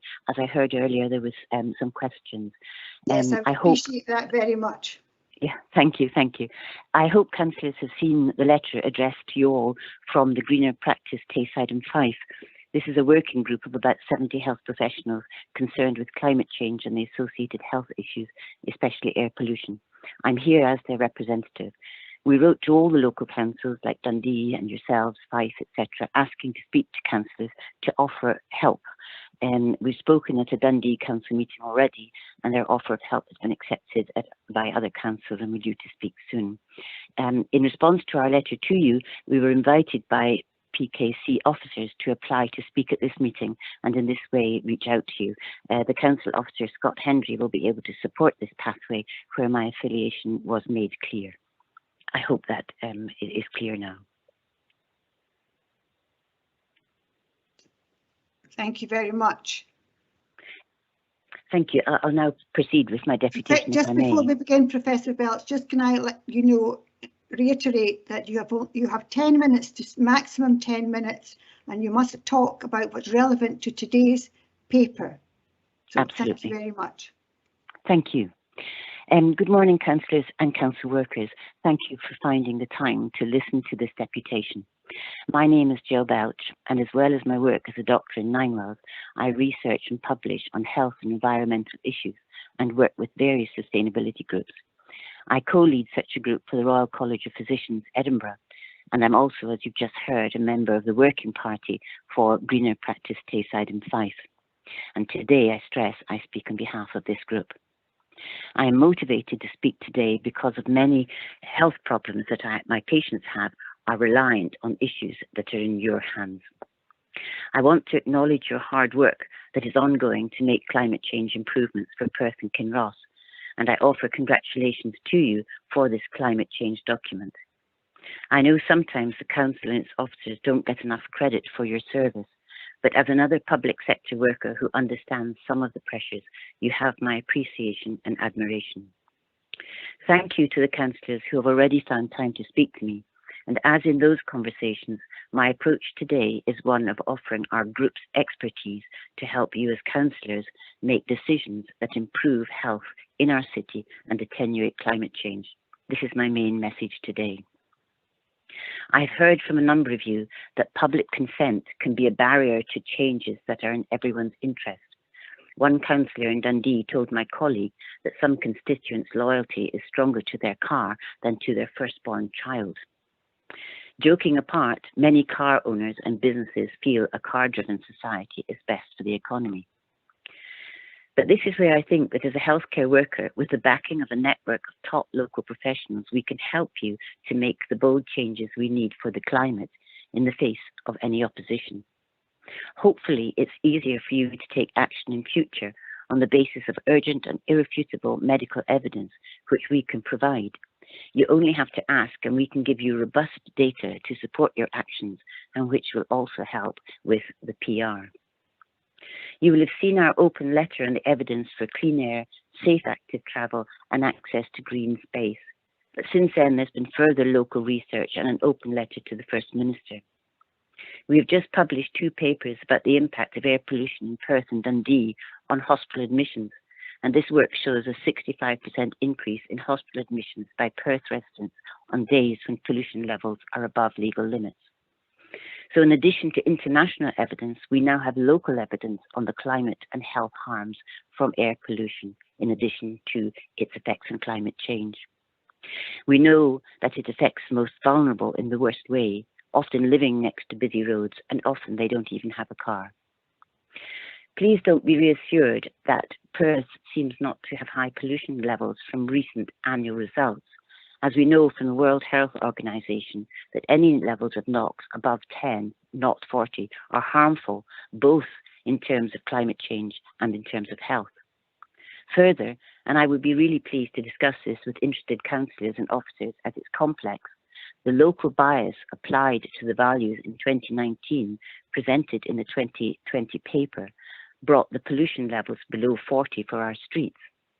But this local bias was the highest it's ever been, removing 7 to 9 micrograms per metre squared from the diffusion tube measures. And it was only this bias that brought the levels below 40. For example, County Place was above 40, sometimes in the 50s, for 10 out of 12 months that year, with a raw average of 46. But applying the local bias brought it to 37. Yet the LEZ was cancelled. We ask you to look in detail at these figures, and in particular the local bias applied in that year compared to previous years. Perhaps it was an anomaly, and decisions shouldn't be made on them until validated. I refer now in detail to certain segments of the climate change document, The report in front of you today has a selection of actions outlined in section 111. These are strong and public information, education, declarations and monitoring, but less so on any actual actions to reduce air pollution and its effects on climate change. Although the document shows that there has been a decrease in emissions over time in section 123, they are still high and transport remains the biggest culprit shown in section 122. The 6 high-level principles in section 2.1 are great, but there's no detail at all in actual plans for climate change. Similarly, in Appendix D. May we suggest that an extra item is added to section 5.3, and that is that actual actions carried out to reduce transport emissions be reported to the Council every 6 months, as at present the recommendations are an annual review and without any requirement for specific actions to be mentioned. Appendix D, reassuringly, has its first page devoted to themes that could reduce air pollution and exposure to it. But again, a lot is aspirational, with 14 out of the 17 items at feasibility stage or site still to be determined. There is no mention yet of implementing simple things that can be done quickly and easily. For example, 20-mile-an-hour limits reduce emissions by 28% compared to 30 mph. I know maintaining those set up for COVID is being looked at, but the decision should be to retain these now immediately and to expand them substantially. It's a popular thing with the communities living on these roads. Speed bumps are known to increase emissions via braking and accelerating, so 20 mph is best for climate change. Idling is against the law, so enforce it via traffic wardens. 1 minute of idling can fill 100 balloons with poisonous gas, and yet it happens all over the city centre. I know schools can borrow pollution monitors from SEPA, but they only have 5 for the whole of Scotland. Monitors provided by other councils at schools, with publication of the results, have been shown to reduce parental idling and drop-off traffic. We need more city centre pedestrianisation. We know businesses think it decreases footfall, but we have global studies saying it increases footfall. And as medical professionals, we are keen to meet with businesses to show how this happens and how working in their shops on a busy road puts their own and their workers' health at risk. A great initiative was missed by the council by allowing free Christmas parking instead of free buses. This would have let folks see how easy catching a bus is, and the businesses see that footfall didn't decrease, so maybe next year. There's a huge community enthusiasm on both sides of the Tay for a protected pedestrian cycle wheel route from Scone to Perth via a bridge over Tay, avoiding the golf course, of course. Ganachie Trust will consider us using their land to keep the route off-road, and protected communities have offered to raise all the funds for this. Hopefully the council officers will be permitted to help guide this project, as this is a project which will fulfil some of the climate change aspirations in your document. I ask you to support this project where you can. We do need to explore more protected cycle routes, as currently travelling behind a car and a bike is a significant health risk, as well as for those who live in these roads. I visited a very elderly couple on Athol Street. They showed me the filth that comes into their house every day. Someone told them lilies absorbed air pollution, and each room now has a vase of lilies. I have to tell you, it was so sad. Your plan should include issuing high-quality air purifiers to Athol Street and other polluted residents to immediately remove pollutants, and not wait for the CTLR, which, as happens with all new roads, will increase traffic. The CTLR residents will want to drive into Perth city centre for their shopping, and why not? The CTL houses will be built, and planning for this potential increase of traffic from 10,000 houses mooted in the CTLR business plan makes city centre air pollution a crucial issue. Other fairly easy steps that you can take rapidly are outlined in our letters, and I'm happy to discuss these further in the future if anyone would like to. We also ask that some of our qualified medical practitioners from our group might join as co-opted members of your planned Climate Change Commission. In conclusion, I ask you all to do all that you can to improve the air quality in Perth and Kinross so that we can stop the harm to our people that is happening now and also attenuate climate change. There is a chance for Perth and Kinross to be a shining beacon for health and well-being to cities around the world. And so instead of being part of the problem, we can be part of the solution to pollution, climate change, and health issues. The offer of help comes from our health professionals group, and we hope it will be accepted and found to be useful. Thank you all for listening.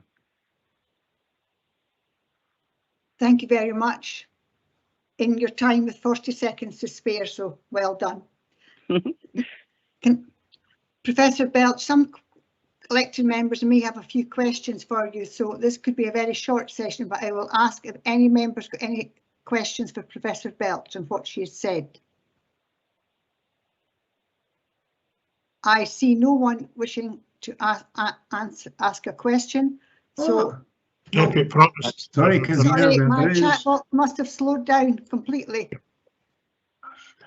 It's nothing there, sorry. Deputy Provost, can I help you by saying Councillor Simpson has a request for a comment, followed by myself, followed by Councillor Parrott, and followed by Councillor Brown.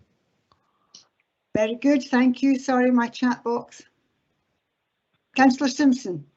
Thank you very much indeed, Deputy Provost, and thank you, Professor Belch. You've given us plenty to think about there. I was concerned to hear you mention the use of a local bias in relation to air quality results. Can you give us an idea if there's a scientific basis for doing this, or is it just convenient? I did write to council officers to find out an explanation, and I didn't get a reply from them, but in the document there was an email address of some central office down in England which helps councils, and very kindly they've explained it to me. We use diffusion tubes. They are not 100% accurate, and so what a local bias adjustment is that you take 3 diffusion tubes and you put them beside a super duper machine, and they monitor the pollution. The results from those 3 diffusion tubes are averaged and compared to the super duper machine. And if the super duper machine measures lower, then the bias of how much lower is then adjusted to all the results in the whole of Perth and Kinross. And this is fine, you can understand that, but it is just that up until the 2019 results, the local bias was about 2 to 3 microns per cubic meter, whereas suddenly in 2019 it jumped to 8 to 9, and that succeeded in lowering every single area that had previously been an air quality management area down below the 40. Now, there is no control over this. It's clearly been done correctly. But as a scientist, I would say to you that since 2004, it's only been about 2 to 3. And then suddenly in 1 year, it was 8 to 9. And I would question that those results might be aberrant. In addition, if there's a missing result, you are allowed to compute a result from a monitor within 20 miles. And the computations in each occasion have lowered the missing values from the average that has been there and the true values. And so I just want to ask that we're not complacent. Obviously with COVID things will be different for 2020, but to actually suddenly drop every single monitor below 40 is unusual scientifically, and I question that. So that really was my point. Thank you, Councillor Simpson. Thank you very much. Councillor Forbes. Thanks, Deputy Provost, and thank you, Professor Belch, for your very interesting presentation there. I was interested specifically in your comments about 20-mile-an-hour zones and speed bumps. And you may or may not be aware that we recently ran a trial, and what we discovered was that 20-mile-an-hour zones generally don't make any difference to people's behaviour, and you do need things like speed bumps to actually slow people down. So you can imagine we're sort of caught between a rock and a hard place, and I wondered what your thoughts were on that. Yes, I was completely familiar with that result, and it was sad to see. The reason I think that we have to be careful here is that there's no enforcement, and I understand that Police Scotland are extremely busy, but you just need to enforce it on a few places and you will actually find that the speed does go down. And I can show you studies from various other places where they had no compliance and then they introduced police checks and suddenly there was a lot more compliance. The other thing that was interesting is that although the speed bumps, sorry, I beg your pardon, the 20 mile an hour limits didn't seem to reduce it down past 30 to 20, they actually showed that it reduced it from 40 in some places to 30, and that has to be good also. And I think it's, as you say, it is a rock and a hard place, but if you can persuade Police Scotland to enforce it in a few places, every so often, not a lot, you'll find that people will start to obey. And also publicity, education, and I know you do your best, but maybe that's also something that as a doctors group we can do, put posters up in our practices about the health benefits of 20 over 30, etc. And there are also other things that can be done, which I'm happy to discuss later. But yes, I am familiar with that, but do persevere and just persuade Police Scotland to do some enforcement.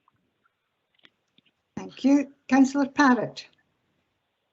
Thank you very much, Deputy Provost, and thank you very much, Professor Belch, for your very detailed presentation. Can I ask you, though, whether the group of NHS professionals you speak of or represent, is that an entirely independent group of like-minded people, or is it a group that has, if you like, a formal part within NHS Tayside or Dundee University? Thank you. It is a part of the Royal College of General Practitioners. So it's a formally recognised subgroup of a professional body? Yes, the Royal College of General Practitioners, and also I hope it was okay to let you know that I'm the co-lead for the Royal College of Physicians, and they know I'm speaking with you today. Okay, thank you. Thank you. Councillor Braun. Thank you, Provost, and good morning, Professor Belch. Nice to speak to you again. I think Councillor Forbes has touched on one of my first questions. I had two questions. He's touched on the first, and I agree with you that 20 mile an hour speed limit is a good idea, but it comes back to this enforcement question. I live in Bridget Cowley. We have 20 mile limits here and at the two other villages in the Glen.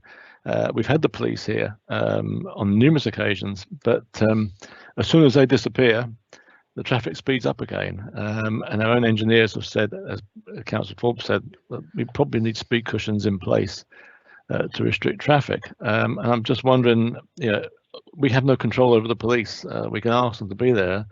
It's a good idea, but I wonder, bearing in mind that we've had the police and nothing seems to happen when they've gone, what your thoughts were on that as the first question, how we can enforce it. Yes, I mean, I think it is difficult, and I think a lot of it is education. If you removed the 20 mile an hour limit from Scone, you would speed up your passage through Scone by 35 seconds.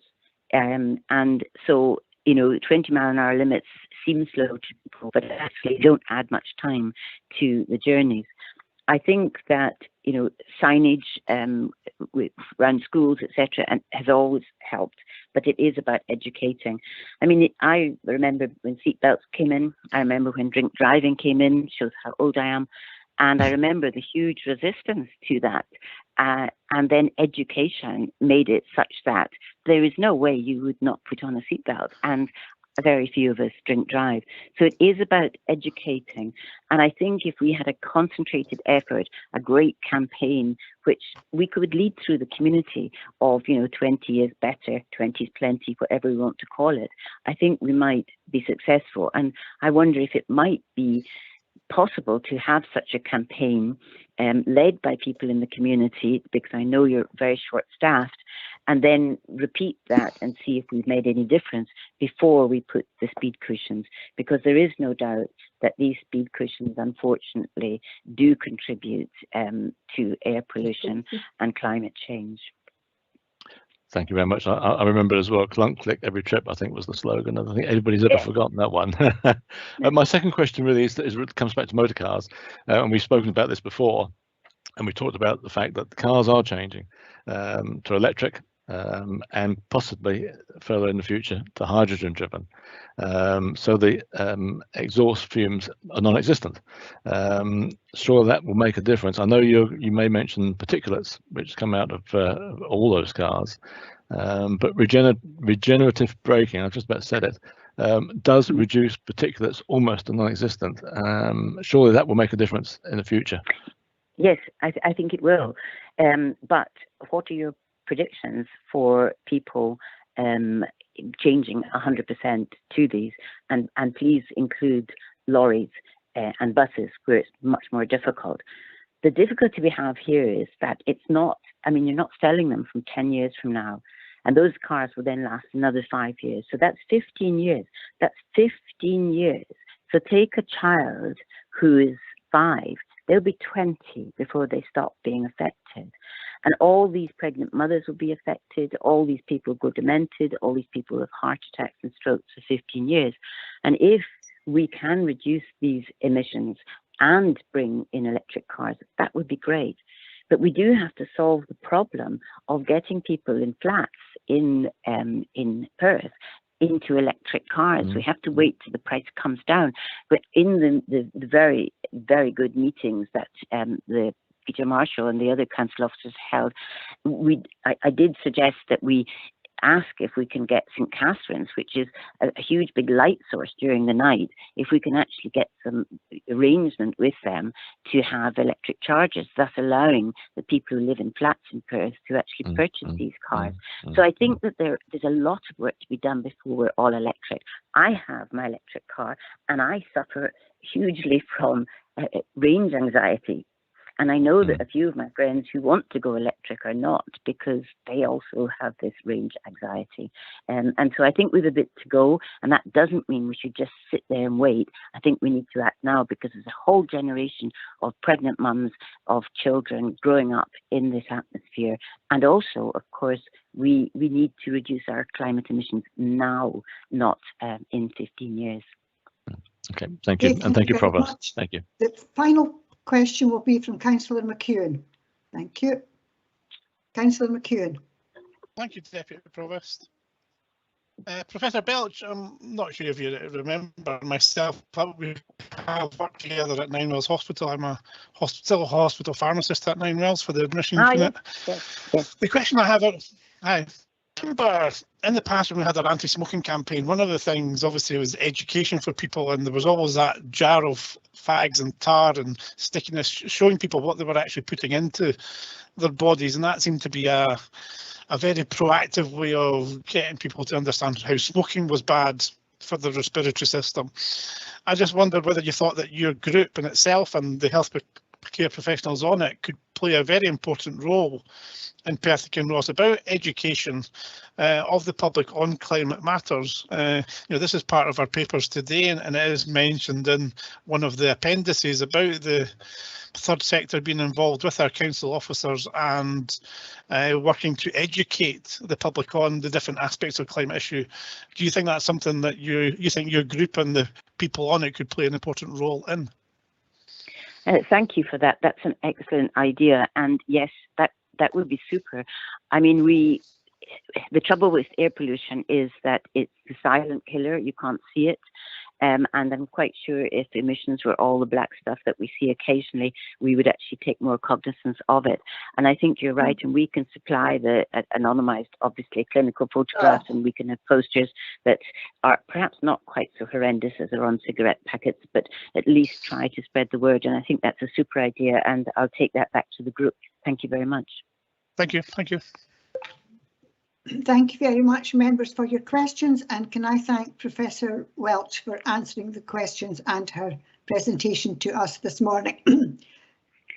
You're welcome, and thank you very much again for the invitation. You're welcome to continue watching our debate on live stream, so we'll leave the meeting at this stage for you. Okay then. Thank you very much. Thank you very much. Bye-bye.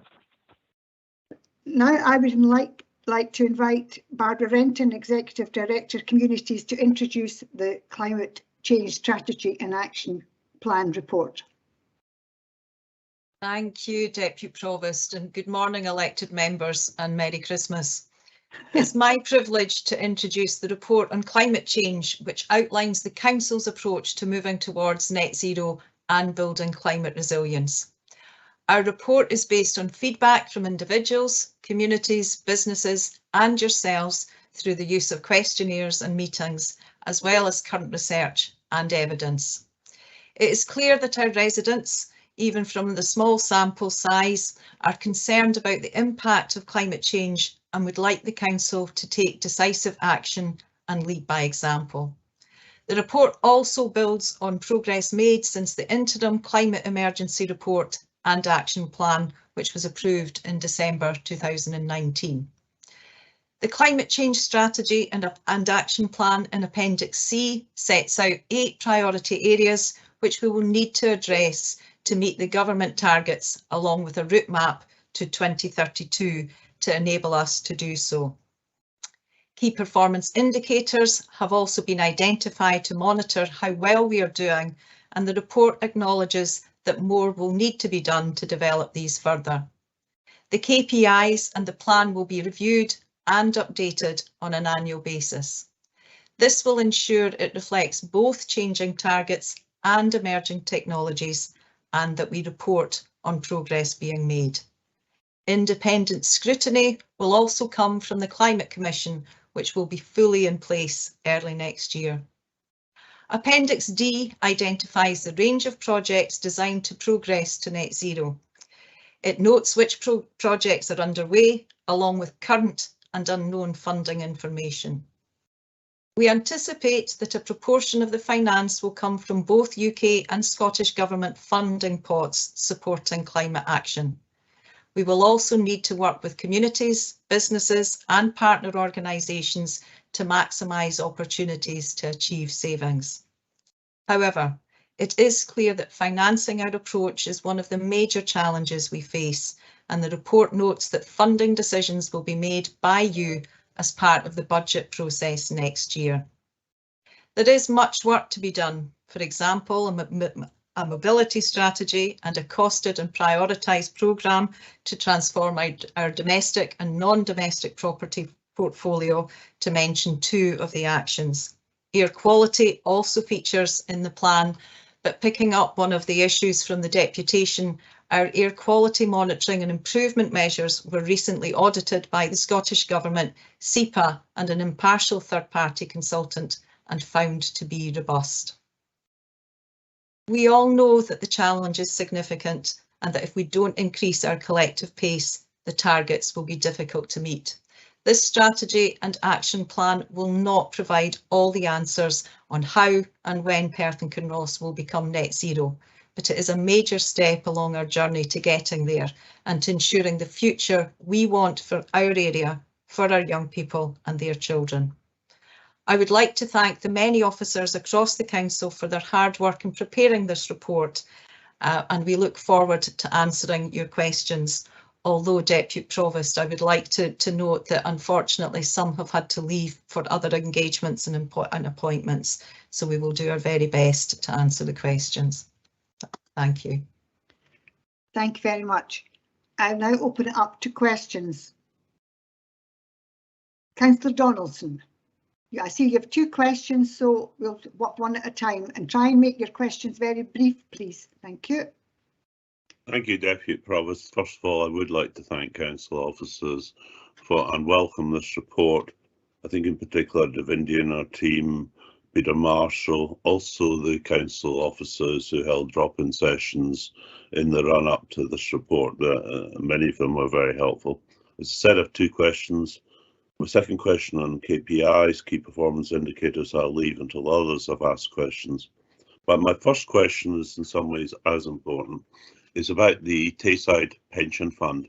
It's not covered in the report, but it's a fund that has 4.9 billion in assets, £4,900 million. We are one of the key stakeholders. So I'd like to ask both Davindy and Stuart Mackenzie, what degree of engagement have we had with Tayside Pension Fund, and what degree of engagement do we envisage going forward?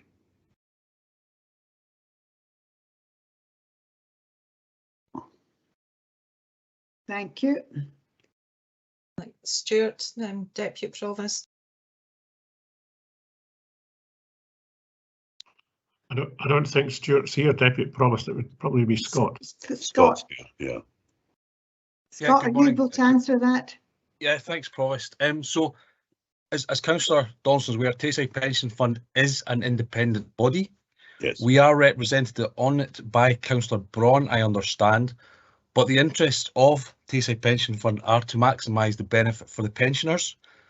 However, they do have a set of investment principles, and that covers environmental, social and governance practice, and they rely on those when they work with the investment managers as they take forward their investments. And I hope that provides some comfort to Councillor Dawson. Could I just follow up? I understand what you're saying about ESG, environmental, social and governmental principles, and it's almost mainstream in the investment industry now.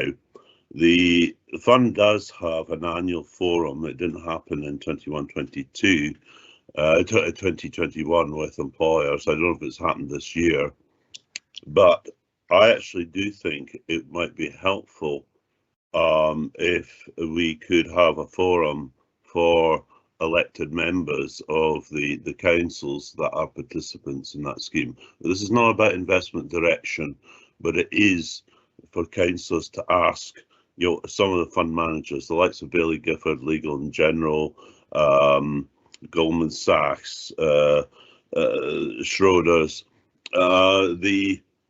just to ask questions of them, and it's to see how much the fund does align with our strategic objectives, and those ESG principles have actually produced good returns.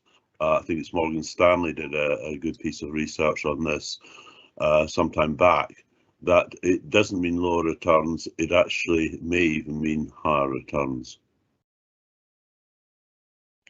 Thank you. Councillor Forbes. I'll try and be very brief, Deputy Provost. I wonder how many councils have a fully funded action plan or climate change report? If I may come in, thank you, Deputy Provost. Of the 19 Scottish local authorities that we're aware of with climate change plans and that we've surveyed, I think only 2 have had anything like a detailed funding plan. We don't think that this is particularly surprising, given, you know, sort of the scale of the challenge and the complexity of the challenges we face, and the uncertainty over the medium to longer term costs and potential funding sources from elsewhere. Thank you. Councillor Sarwar. Thank you, Deputy Provost. And I want to thank officers for the work done, but also for making themselves available for extra questioning. And so I've really been able to ask a lot of my questions to officers already. And so I would like to address my question to the mover of the paper today. Under 1.16, it talks about respondents to the consultation, and we can see a pretty huge majority of 88% want us to go beyond the Scottish Government in target setting. The Scottish Government has some of the most aggressive and progressive targets across the UK and across many other countries. And really my question today is, are we going far enough and are we going fast enough to meet the needs and the expectations of the people of Perth and Kinross? And if not, is it a case of trying to lower their expectations? Thank you very much, Councillor Sarwar. I don't know whether Councillor Lyle wants to say anything just now or whether he might want to mention it while he's moving the paper. Councillor Lyle. I'm happy to respond. Thank you. Absolutely note the point that Councillor Sarwar made, and it is incumbent upon all of us to go as far as we can. But it's equally a challenge, as Councillor Sarwar knows, to fund all the changes that people might wish for immediately. And given the reflection from Barbara Renton on this paper is the start of a journey. It's not the end of a journey, but we will have a budget setting process where each political group will be able to commit as much of their budget resource, because it is a finite resource, as we're all aware, as much of our budget resource as we can possibly manage in our own views. But absolutely, I think if we can go beyond the Scottish Government's ambitions, I'd be delighted to do so. But as we are all aware, there are challenges in doing so. Thank you. Councillor Waters. Can I ask a supplementary quickly? Sorry. Okay. Christmas. Thanks. I just wondered if work is being done into a communication strategy that we will be able to communicate that to the public, because I think that it's pretty clear from the consultation that this is a really big priority for people, and I'm just wondering how you would go about communicating that message. Thank you. I think there will be our communications team will be bringing forward a strategy which we can't really engage in that strategy until we've passed today's paper. And then thereafter we will be doing so. Thank you. I think Peter Marshall wishes to come in here. Peter. Thank you, Deputy Provost. Just to echo what Councillor Lyle said, we are working on a communication strategy, and it is not going to be a one-off strategy. It's going to be an ongoing process for years to come, and it needs to be coordinated. So yes, it's under preparation. Thank you. Councillor Waters. Thank you, convener. I'd just like to echo previous comments on thanks to Peter Marshall and Davindy Grant and their team, and the many sub-teams throughout the council that have worked to deliver this paper strategy and action plan that's come before us. My question's got kind of two parts to it. It's on how we will be able to support SME, small, medium-sized businesses within Perth and Kinross and their transition to net zero.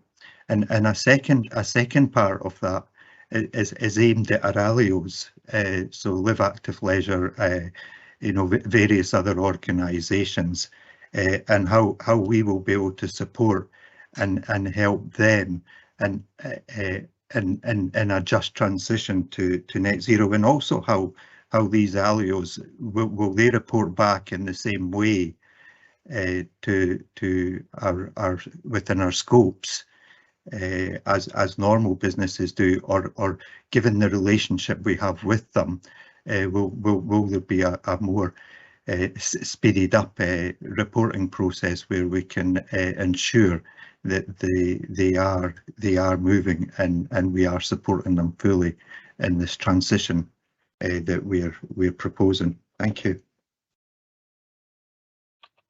Thank you. I think Davindy will come in, and Peter as well. Davindy.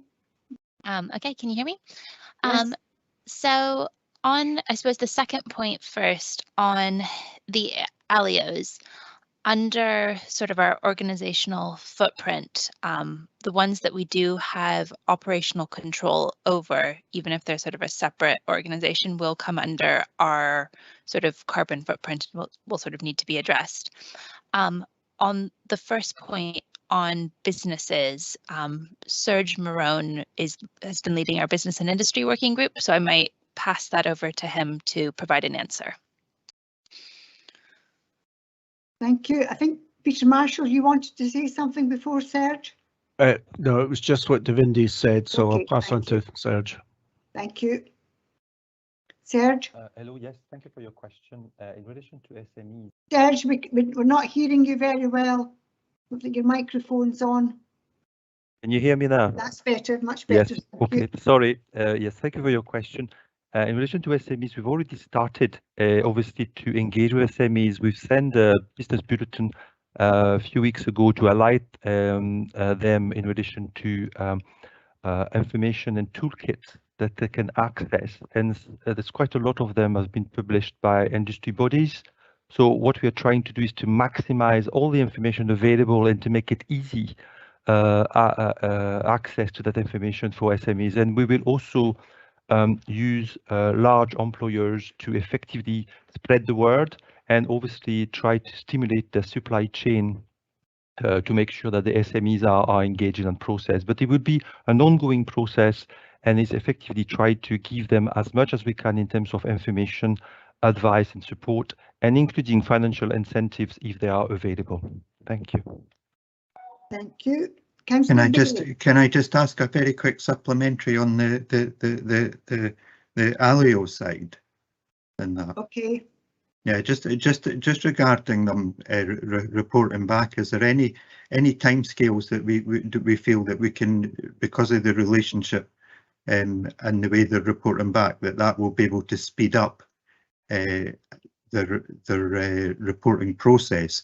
And you know, Serge, thank you very much for that answer, and it's good to know that larger businesses will help the medium to smaller businesses. But is that the same relationship we'll have with Alios, and as we do our carbon footprints and our transition, that we'll be able to implement the same processes that we've developed directly with Alios, and be able to directly offer support from our officers in achieving that?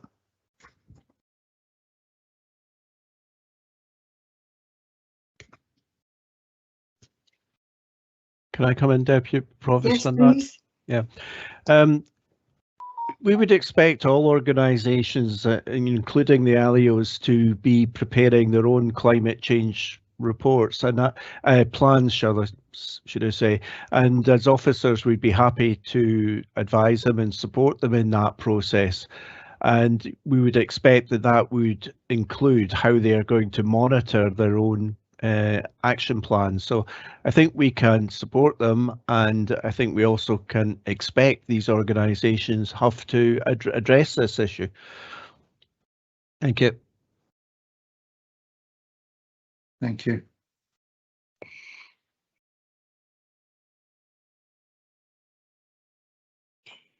Provost, you're on mute. Deputy Provost. Sorry, Councillor Bailey. My apologies. Thank you, Deputy Provost. Thank you, Deputy Provost. And thank you for this paper. Good to see the positive progress and even more positive plans in the future. My question relates to paragraph 1.20. That paragraph details a reduction in our gross emissions by 136 kilotons of carbon dioxide because of forestry in our area. My question is, what guarantee do we have that no other company, person or organisation isn't already counting those trees growing in our area against their emissions? So do we have some kind of guarantee that we have the exclusive right to use these for offsetting, or is there a chance here that others are also counting those against their carbon emissions? Thank you. Thank you. Davindi? Okay, yes, I'll come in here. So with sort of how the emissions are allocated, they're sort of allocated in two ways. So the first is at a territorial level, where they're split between all of the sort of local authorities. The same emissions are sort of also allocated, or those emissions that make up the territorial footprint are those of the individual sort of residents, businesses, etc. Basically, from a sort of territorial level, there isn't double counting, and right now they're not sort of double counted given to sort of both Perth and Kinross and sort of a London local authority or something like that.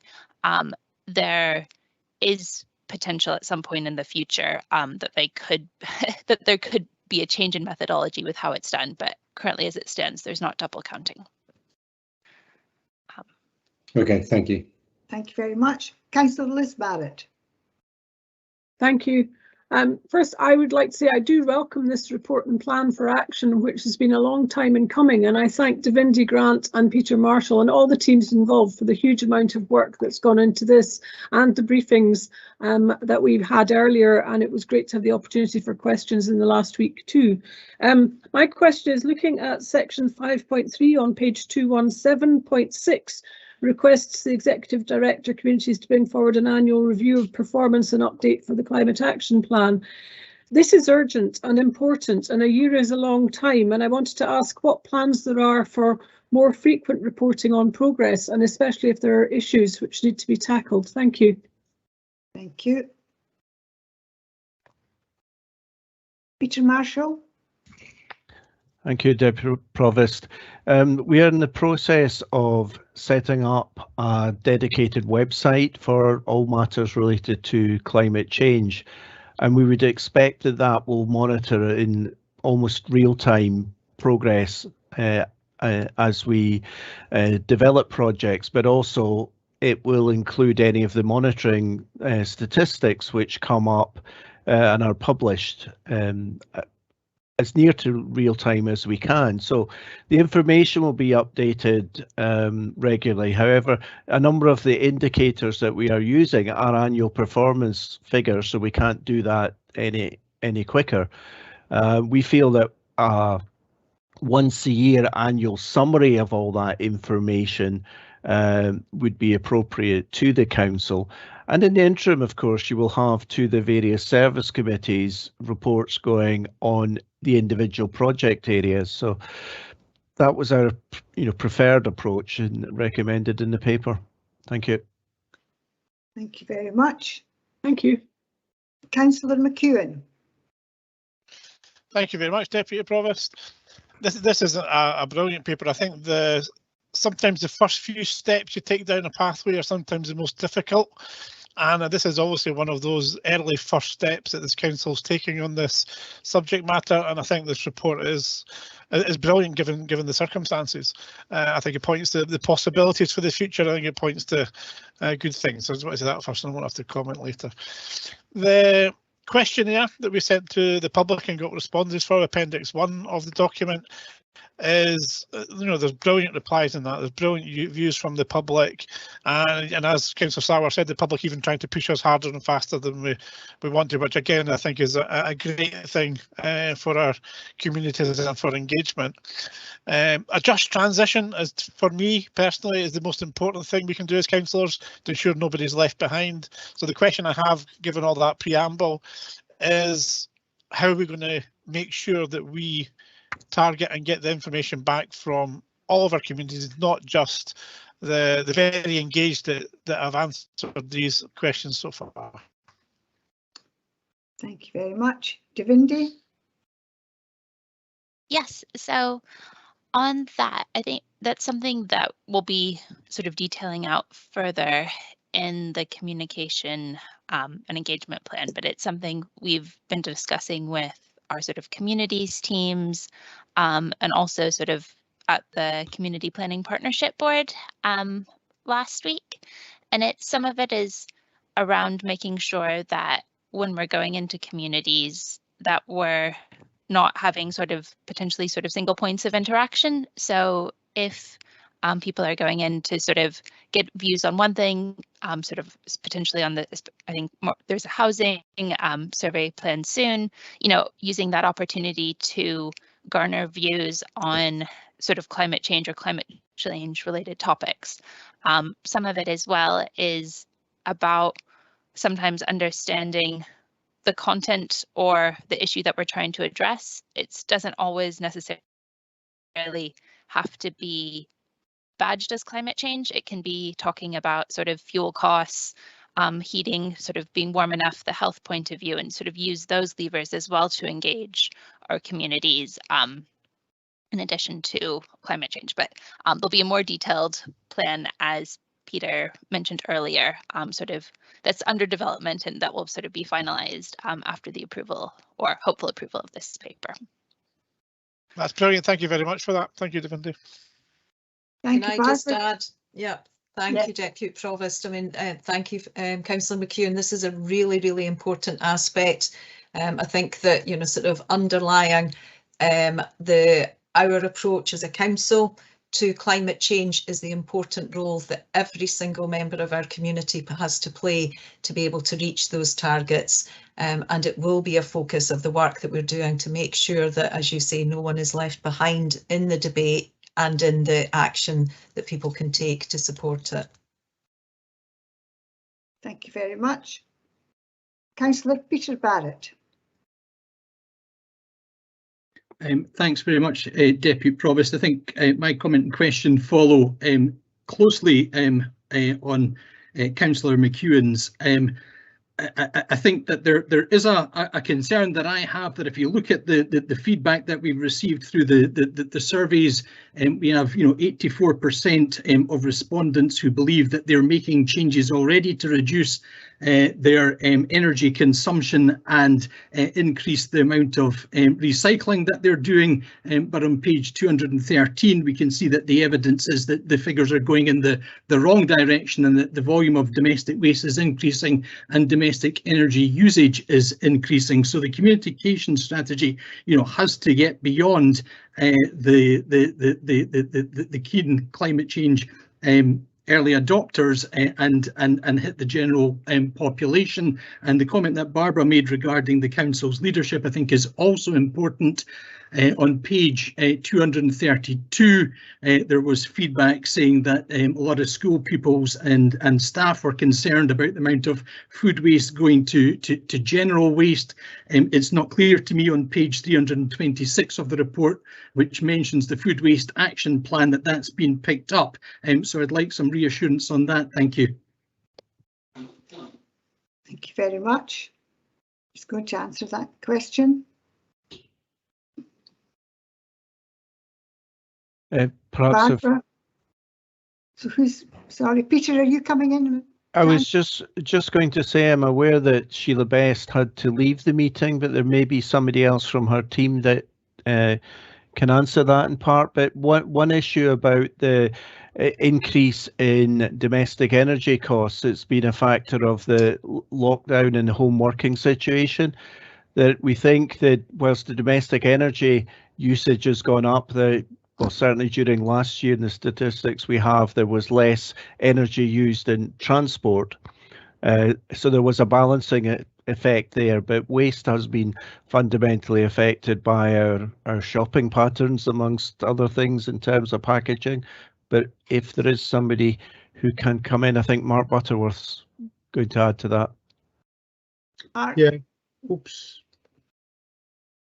Yeah, thanks, Peter. Yeah, thanks, Councillor Barrett, for the question. Yeah, food waste is a big issue for us, and it takes up a significant amount of the general waste. So we are looking at ways of reducing the food waste in the general, the residual waste, and maybe looking at some initiatives that we'll bring forward, possibly as part of the budget process.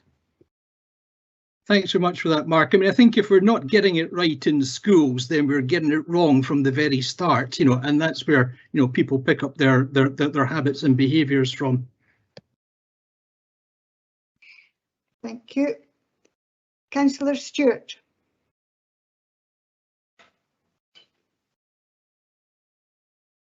I think it might have been Councillor Forbes before. Yes, me. but Councillor Forbes already asked one question, so he's going to wait till after. So thank you. Thank you, Deputy Provost. So I think reflecting on the questions in the public response about and the comments from the leader of the council about our residents wanting to push us to go further and faster, but also the comments on land use.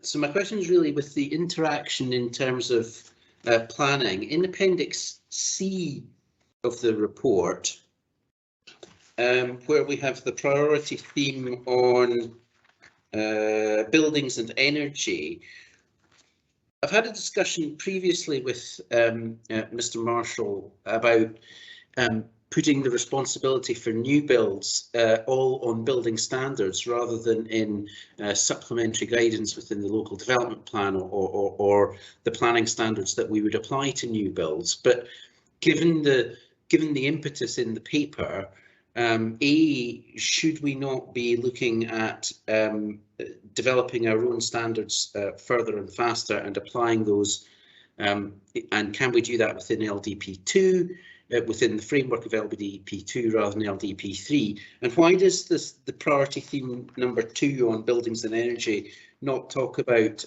planning and building standards at all? Peter? Thank you, Councillor Stewart. It's a good question. It's a very topical one at the moment.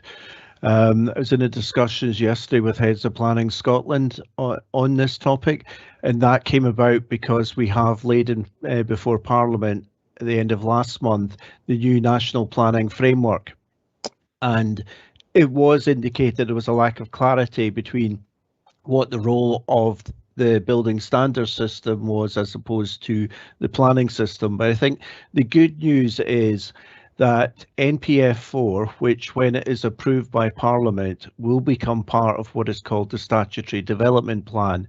And that gives us much more weight to demand of developers higher standards in terms of their carbon footprint.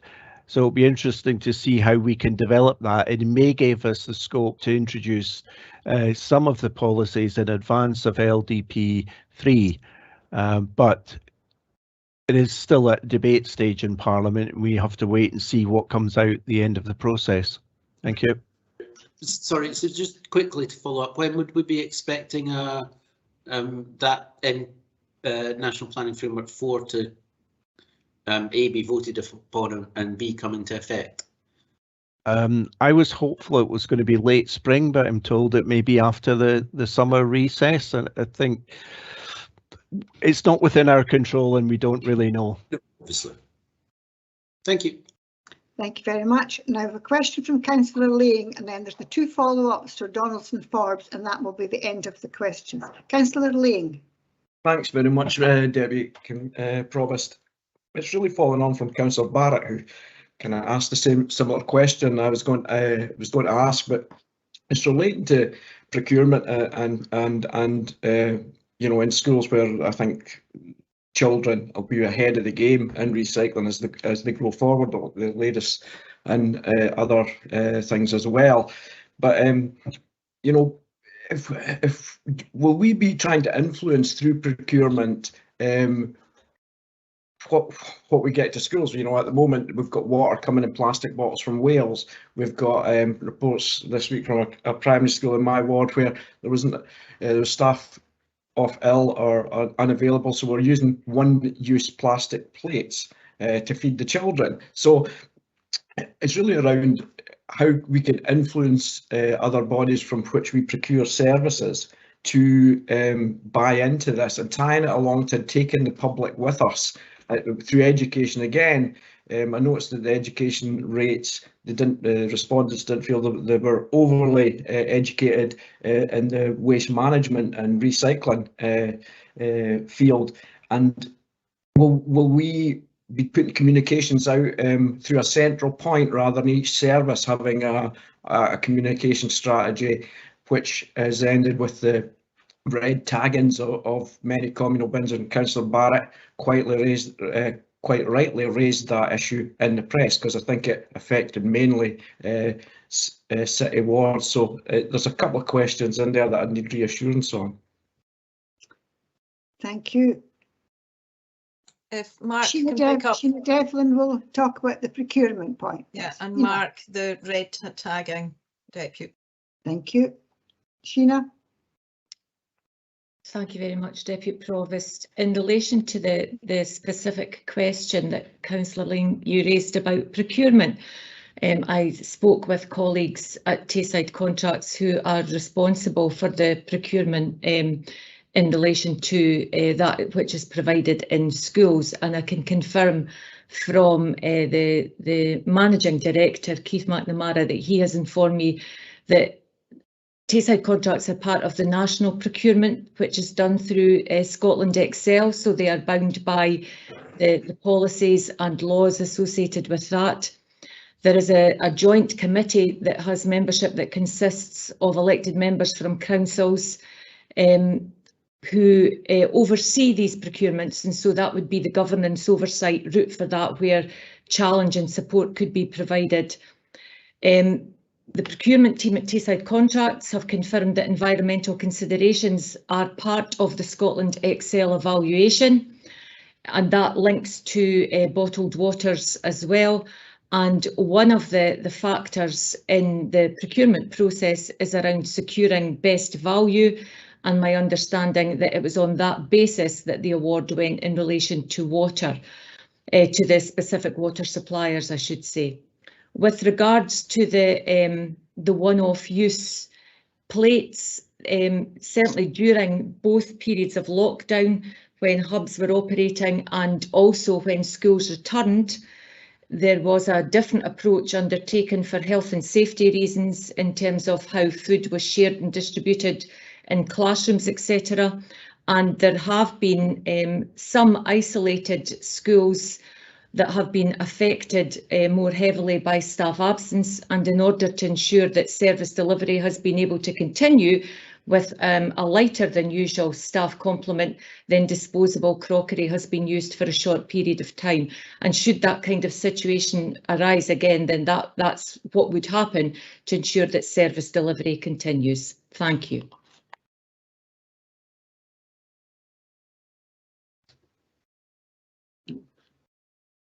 You're on mute, Deputy Provost. Sorry.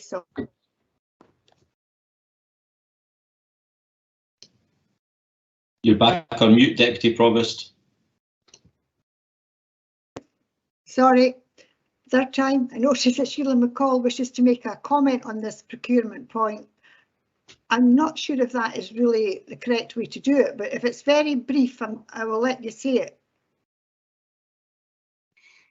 Thank you, Deputy Provost. I actually represent the Council on the Scotland Excel Joint Committee, and all buyers do have some discretion in whether or not they comply with the national contracts or not.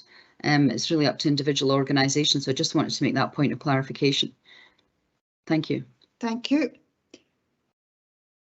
Mark, do you wish to answer the second point of Councillor Lane's question? Thank you. Yes, thanks for that.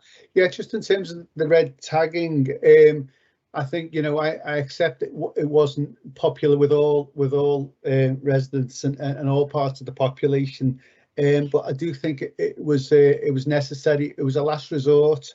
It has been successful. You know, our contamination rates have came down. We were incurring significant penalties last year prior to the introduction of the red tagging. So it has worked, but I absolutely accept, you know, the way forward is through education and working with residents, and that's certainly going to be our focus, certainly going into 2022.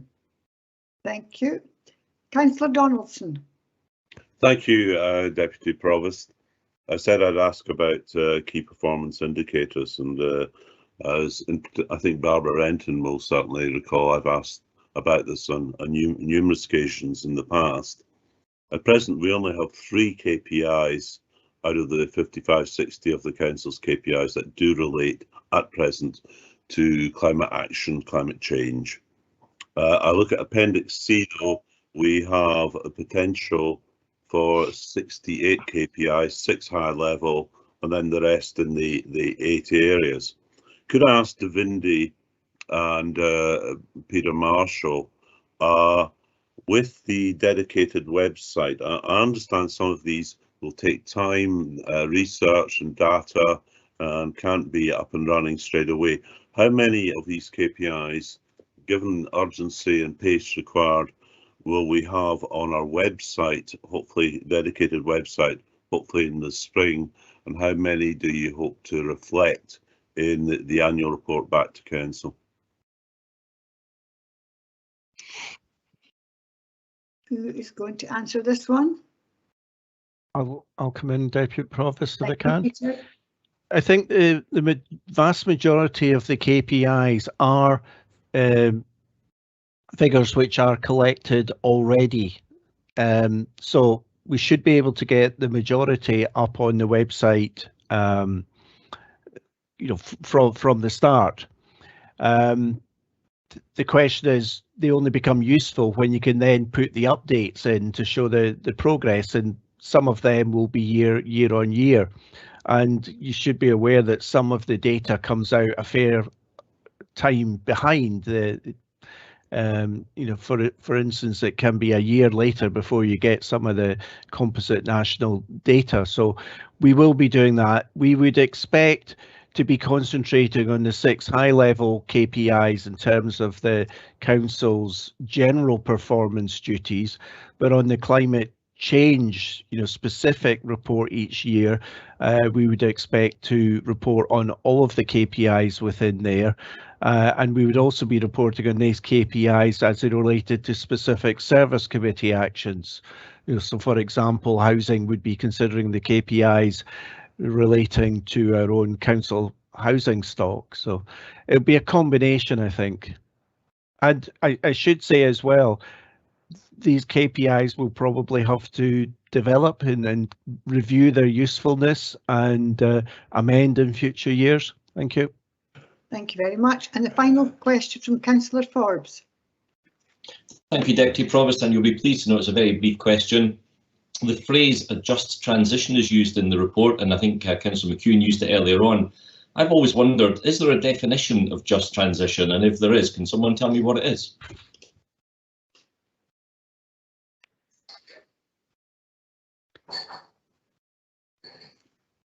Silence. Whether Peter or Davinder want to come. Peter? I'm not actually aware of the actual definition, but I think it's about, from the climate change point of view, it's about ensuring that the actions we need to take are not impacting adversely upon sectors of our society. And, you know, we know, for example, that a key area that we have to be careful of is in transport, and we don't want to ensure that, or to create a situation where transport poverty increases for certain people, or for the housing sector. Currently, as it stands, the installation of an air-sourced heat pump is more expensive than the straight replacement of a boiler. It can result in increased energy costs if it is not combined with the fabric first approach as well, which is about reducing the overall energy consumption. So it's about ensuring that we can make sure that people are not faced with high energy bills, because we have delivered both the fabric first energy efficiency processes with the new technology required to heat homes. So it's a very complex issue. Thank you. Thanks, Peter. I mean, just very quickly come back. I genuinely didn't want to put you on the spot with that, Peter, but I think you've probably answered my question. Is we're all using a phrase that actually nobody really knows what it means. But thanks for your noble and best efforts to try and explain it to me. So thank you for that. Thank you, Deputy Provost. Thank you. Thank all members for their questions and for the officers answering them. Now I would like to invite Councillor Lyle to move the report, please. Thank you very much, Deputy Provost. And again, thank you for everyone for their questions and contributions. Just one or two thoughts before I move the paper. One, I'd like to thank Professor Belch for her deputation this morning. I think there's no doubt that everyone in the council agrees with the sentiment, and we wish her in her efforts well in the future. And my apologies, that was badly timed. Secondly, I'd like to thank Barbara Renton and join Barbara Renton in thanking the officers who pulled this paper together. It has been a huge amount of work, and it's a really comprehensive paper, and I think it's an excellent starting point for where we are. And genuinely, I share Councillor McEwen's enthusiasm for this paper. I think one of the challenges that we might have is not only engaging with our community planning partners, but actually asking them to commit resources which will fulfil their ambitions and our ambitions. Councillor Lane, I thought, made a very valid point on procurement, and it's something that I think needs looked at locally, regionally and nationally, is the weighting that we give to carbon emissions when we are procuring for our different organisations. So with that, I'll move the paper, Deputy Provost, and in June 2019, Perth and Kinross Council unanimously passed a motion committing the Council to lead by example in accelerating the transformational change required to address the climate emergency. This was not the start of our journey. For many years, the Council have been taking steps to reduce our impact on our planet. It did, however, mark the point where we acknowledged that a step change in the speed of our transformation was required. Later that year, we approved a draft plan and instructed officers to engage with our citizens and businesses and bring back a finalised plan. One of the key outputs from the engagement process was the message that the public expects the Council to lead by example. Whilst we aim to take up the challenge and lead by example, with about 90% of the required transformational change required not within the Council's direct sphere of influence, we cannot do this alone. Working with our communities will be an important element, and we should not underestimate the collective impact of such community action as demonstrated so clearly by the COVID response in our various wards. It was also clear from the engagement process that there was a strong desire within communities to do more, but often they needed support from the Council and other agencies. While net emissions for all of Perth and Kinross continue to fall, the rate of reduction still falls short of what is required to meet the Scottish Government's target of a 75% reduction by 2030.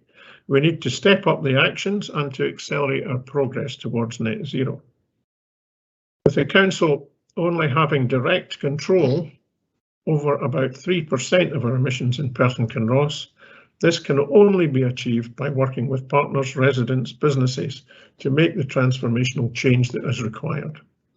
The plan is just one step in our journey to net zero and will be a subject of regular monitoring and review as we go forward.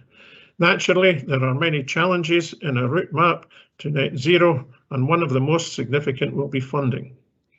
This will be discussed as part of the budget process next year, and as well, I suspect, for successive budgets for many years to come. We need to ensure we maximise the availability of finance from both the UK and Scottish governments. We also need to look for joint working opportunities with other councils, partner agency, and most importantly, seek to maximise the potential in our communities and businesses to respond to the challenges of climate change. Addressing climate change is a long-term approach and will go long beyond the net zero target of 2045. The future prosperity, indeed safety of our younger generation depends on us taking bold and decisive action. While it will be difficult to make these decisions for the future of councils, approving the strategy today and the action plan today is the first step in along that journey. Thank you, Deputy Provost. I'm happy to move the paper. Thank you very much. Councillor Duff. Thank you, Deputy Provost. Our public engagement on climate change indicates that over 90% of our residents have already experienced what they view to be the effects of climate change in their personal environment, whether it is increased flooding or higher temperatures over longer periods or the loss of biodiversity. The vast majority of people have already made lifestyle choice changes to try and minimise their personal impact on the environment. There is a need for Perth and Kinross Council to lead by example in its journey towards net zero by 2045, and we have demonstrated our commitment to that journey with our decisions to acknowledge the climate emergency, to establish a climate change commission, to sign up to a number of climate change declarations, and to build 2 new schools and a recreation centre to energy efficient passive house standards, among the first of their kind in Scotland. The climate change strategy and action plan before us today is another step along that journey. There is still much work to do and many challenges to overcome, not least the funding challenge, as can be seen by section 3 of the report, which estimates an annual cost across Scotland of £5 to £6 billion per annum. However, the climate change strategy will have an overarching part to play in all our decision making going forward. Deputy Provost, an immense amount of work has gone into pulling this report together, and we must thank the report's authors, Davindi Grant, Peter Marshall and Scott Nichol for their excellent efforts. I'm happy to second the motion. Thank you. Thank you very much. And now open it up to questions and comments, and the first one is from Councillor Parrott. Thank you very much, Deputy Provost. I'd like to concur with others on the merits of this paper and the comprehensive nature of this paper. And my comment relates to the strategy, the 6 strategy points and the 8 action points. I think going forward, we must all make sure that those 6 excellent strategy points are, if you like, written in tablets of stone and we don't deviate from them. I welcome the 5 action points and the 3 additional, what I would call enabling action points. And I think those need to be, if you like, cast in stone as well, and not lost as simply points in another paper. And we must keep them to the fore going forward. And fundamentally, at the budget next year, we need to all reflect very carefully on how fundamentally we view this matter by the steps we take to make sure that our budget proposals are in line with this, a fundamental issue that's going to affect us all going forward. Thank you. Thank you very much. Councillor Drysdale. Thank you, Deputy Provost. We are here today talking the talk, and I would contend that we now need to step up walking the walk. Earlier this week, Councillor Parrott, Councillor McCall and myself attended the launch of the Stagecoach electrical bus fleet. Indeed, so did Councillor Forbes, although I was talking to him because he didn't take my photograph. But we're at the point in time now and that Professor Belch has outlined the need for action and serious action in order to tackle pollution and air quality, especially in Perth city centre. And we need to focus on the public transport option and not encourage traffic into the city centre in the way that the administration's proposal to continue with free parking this Christmas has done. So I very much urge all colleagues across the chamber in future to think climate first and to put that at the centre of all of our actions. Thank you. Thank you. Councillor Rebecca. Thank you, Deputy Provost. I'd like to commend this report. It's the first step on a long road. I would further just like to comment briefly on what I think a just transition is not, and that is closing Scotland's coal mines and steelworks without a thought to what comes next, leaving our towns, villages and communities without dignity or hope. And I think we need to learn from the mistakes of Thatcherism. I think we need, as we move away from a fossil fuel based industry, to invest in training and alternative employment. And that for me is what a just transition is. Thank you. Thank you very much. Councillor Liz Barrett. Thank you, Deputy Convener. The task ahead of us is complex and daunting. This is certainly the longest paper I've had to read in preparation for a council meeting. We know we need to find substantial resources to address this, and I welcome the comments of colleagues and look forward to us working together across the chamber and across our communities to achieve net zero greenhouse gas emissions in Perth and Kinross by 2045, with the significant reductions before that we know residents are keen to see, and we would hope that they will back them. As we've noted, over 91% of Perth and Kinross emissions are within the council's scope of influence, although we have direct control over only about 3% of those, as the leader said. We know we can all do our bit as councillors and as officers by influencing others and through our own actions as individuals. Council colleagues from all parties benefited from the time we committed to receiving the carbon literacy training earlier this year, and I welcome the inclusion of carbon literacy in the induction for all councillors elected next May, and that information and skills and training are being provided to council staff to give us all the tools to help us to do this. Though we don't have all the numbers yet, it's clear we don't have the resources to do this on our own, and we'll need help. We need to work with the UK and Scottish governments, and we need them to commit to step up with action and with consistent and accessible funding to support councils to invest, to make a difference and to make progress on issues like the planning and building standards and our procurement through Scotland Excel. I'm sure many share my disappointment yesterday when the Green Minister was forced to confirm that Scotland's bottle and can deposit schemes being postponed until at least July 2023, more than 5 years after it was announced in 2017. We really do need to keep pressing for action from central governments where we need it and where we can make a difference. We know that transport is the source of nearly 50% of Perth and Kinross emissions, and the council can influence and that cars are responsible for half of that. And I agree with colleagues who say that we really do have to tackle car use. This will have a significant impact on health and air quality, as put forward by the deputation this morning, as well as on emissions. This week we welcomed the launch by Stagecoach in Perth of its electric buses, and the new bus passes for young people could benefit all of us. They could increase demand for bus services which young people can't afford at present, having an impact to improve rural transport and reducing the use of cars near our schools.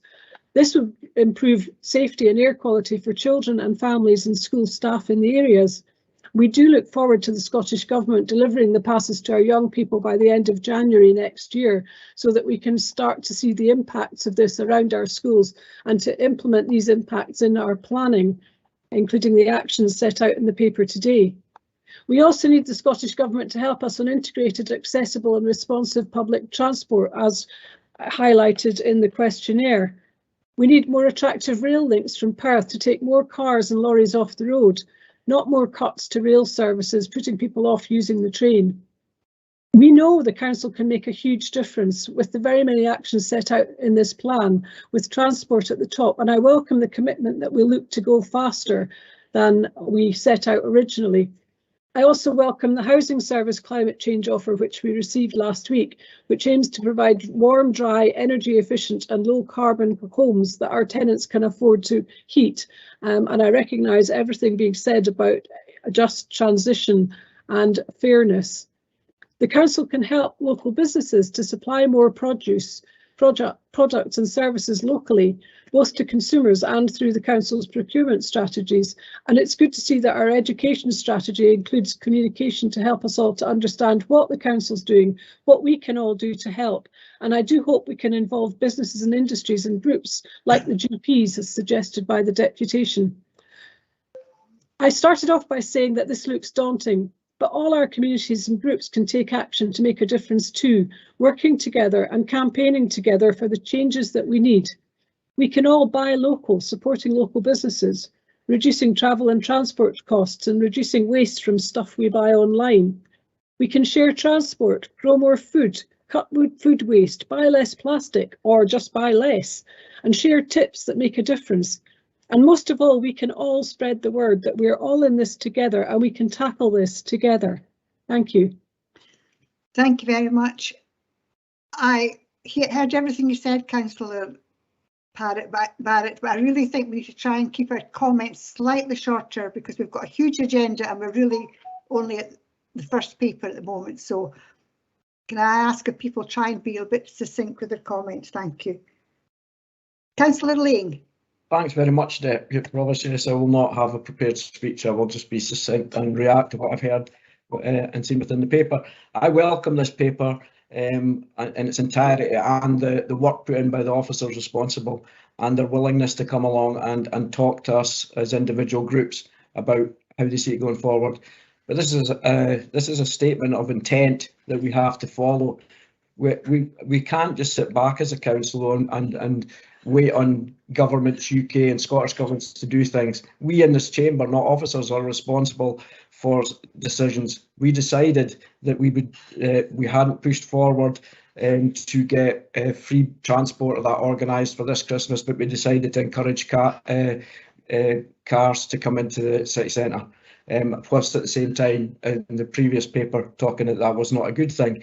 We also have not moved forward with PH2O, which is putting 2,300 tons of carbon dioxide into the atmosphere every year. We've put that off. So before we start blaming others and asking them quite rightly, we need their help. There's decisions that we within this chamber could have made and could still be making, and we maybe have to look at that as our priority in every decision and every vote we make. So that's the plea I put out to members within here. Let's look at what we are doing first and take some responsibility ourselves. Thank you. Thank you very much. Councillor Waters. Sorry, Councillor Braun. Thank you, Deborah Provost. First of all, I'd like to thank officers for this comprehensive report before us, and also for the individual meetings that we had over the last few weeks. However, my main concern is regarding the public. With only 480 responses to the consultation, it's obvious the public are not engaged.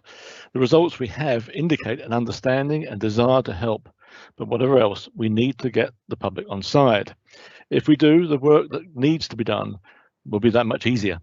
If not, we will find ourselves dragging a dead weight along with every step. Importantly, we need to sell the story of climate change so that people come on board voluntarily. And it can be done. Although they might not get it right every time, recycling is now in the public mindset because they understand why. And plastic bag usage has fallen dramatically, not because of the 5p charge, but because of the damage to the environment and wildlife was sold and understood. And looking at the responses, it is disappointing to see so few young people replying, particularly teenagers. Deputy Provost, last month at a meeting of the local climate cafe, I was able to see a film on ideas mitigating climate change. But what I found distressing was a short interview with a young man still at school, not in Perth and Kinross, I think, who related his difficulty at doing schoolwork because of his worries about climate change and the future. I'm sure that he's not alone, particularly given the lack of response to the survey from those in their teens. The young people of our communities have lost faith in our ability as a society to tackle this monumental problem, preferring to listen to the depressing rant of a certain Swedish teenager who offers only criticism to those trying to help, but no solution, and blames every generation, but of course her own. Technology will be that solution, created by the ingenuity and invention of mankind when put to the test. The COVID pandemic has proved what we can do when the collective will comes together. Vaccines developed in 9 months are now saving lives. Necessity is indeed the mother of invention. And that technology is already coming. Electric cars and buses are here and are gaining in efficiency. Green hydrogen as a clean, plentiful energy source for vehicles and heating is anticipated. And thermonuclear fusion, utilising heavy hydrogen or deuterium, which is abundant in our oceans, may be in its infancy now, but should be with us in the next 15 or 20 years, providing abundant energy for all. Our young people today will inherit a future that we and others will lay the foundation for. It is important that they recognise the work being prepared and done. We find ourselves facing a climate emergency, all of us, young and old. We must retain faith in our ability to overcome the problems. And if I may finish, Deputy Provost, with a quote which was said decades ago by President Kennedy, which I think are very apt now, and I quote, "Our problems are man-made. Therefore, they can be solved by man. A man can be as big as he wants. No problem of human destiny is beyond human beings, and man's reason and spirit have often solved the seemingly unsolvable, and we believe they can do it again." Deputy Provost, I support this paper entirely. Thank you. Thank you very much. And I really would prefer if people could try and be a bit shorter with their comments. I might need to start putting the stopwatch on them. Councillor Waters. Thank you, Deputy Provost. Hopefully, I will be very short here. This paper is as a strategy document and as an action plan. I think it's hard to give it enough commendations, as many people have expressed. I think the complexity and the challenges in achieving this, which are very aptly actually summed up in the document at the very beginning, where it says it is now important that the intent of this document is turned into practice, and this strategy and action plan sets out these next steps There's no question over the challenges here. And but one of the key elements which I'm absolutely delighted with, and I think is really good, is the main principles, the overarching principles, and these should certainly be used as measurements whenever we look at potential solutions to some of the themes that we need to deal with through the document. One of the areas of the climate emergency I often feel is very much underestimated, and it relates back to the debate we had with the motion by Councillor Shires that came forward, and dealing with emergencies and dealing with our resilience from what we're likely to see from climate emergency. We will see changes in our environment. We will not. There's no magic switch to sit and say, you know, we're going to stop the temperature growing up and we're going to start reducing these natural events that can cause a lot of distress throughout our areas, including the storm Arwen. We've seen severe flooding, and certainly in Kinross last year we've seen two major floods. Sorry, somebody interrupting. Yes, somebody, please put your mic on mute if you're not talking, please. I think it's an area, and I'm glad that's now included with the SAC AP2 programme that looks at resilience within our communities. I think that's something as a council we could look at how we build, and very grateful with Councillor Lyle's comments at the end of the debate earlier on Storm Arwen, that we look at as a council how we react to resilience and how these events when they happen, and certainly not just from the Storm Arwen, but look in general at how we deal with resilience, and that's an important part of the climate emergency. It's important we do look at how we can support our communities and support resilience within these communities to deal with what's going to become, and I don't want to be a doomslayer here, but they will become more common, and we need to gear up considerably as a council, and that is a responsibility that sits with us all. Absolutely, just to finish off, absolutely great strategy document. The challenges facing the team taking this forward, to monitoring it, to reporting back on it. I certainly personally don't underestimate the complexity of it all, and you know, the commend this paper, and you know, hope we all work together to ensure we do have that just transition. Thank you. Thank you very much. Councillor Peter Barrett.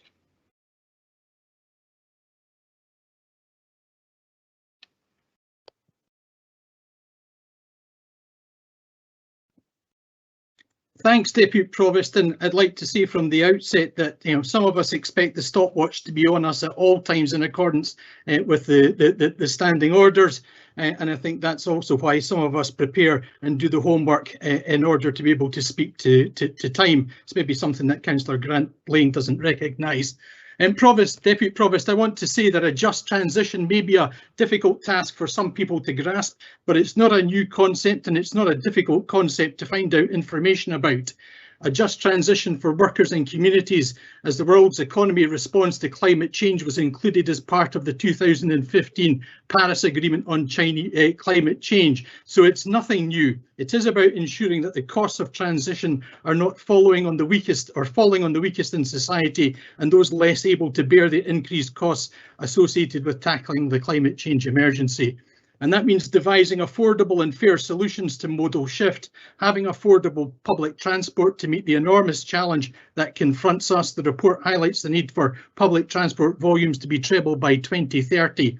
And it actually means creating the secure spaces for cycling and active travel that Professor Belch spoke about, and fronting up to the difficult decisions on charging policies for parking and other measures aimed at reducing cars in our city centre.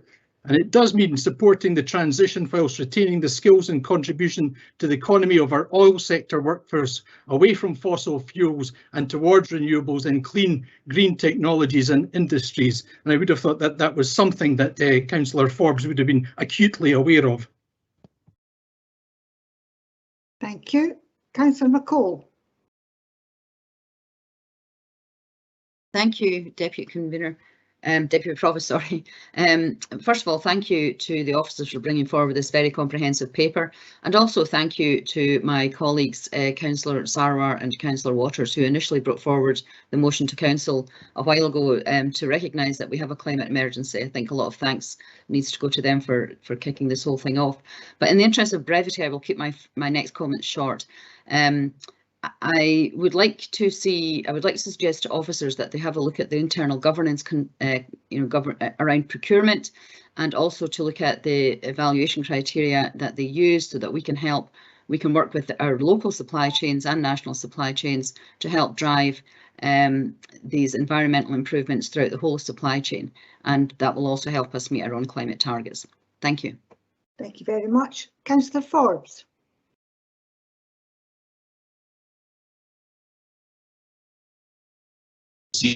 I will be to. You're on mute, Councillor Forbes. Waste. Was it somebody? Sorry? Sorry, you're showing as if you're on mute. It's okay now. Right. Well, okay. I was hoping to.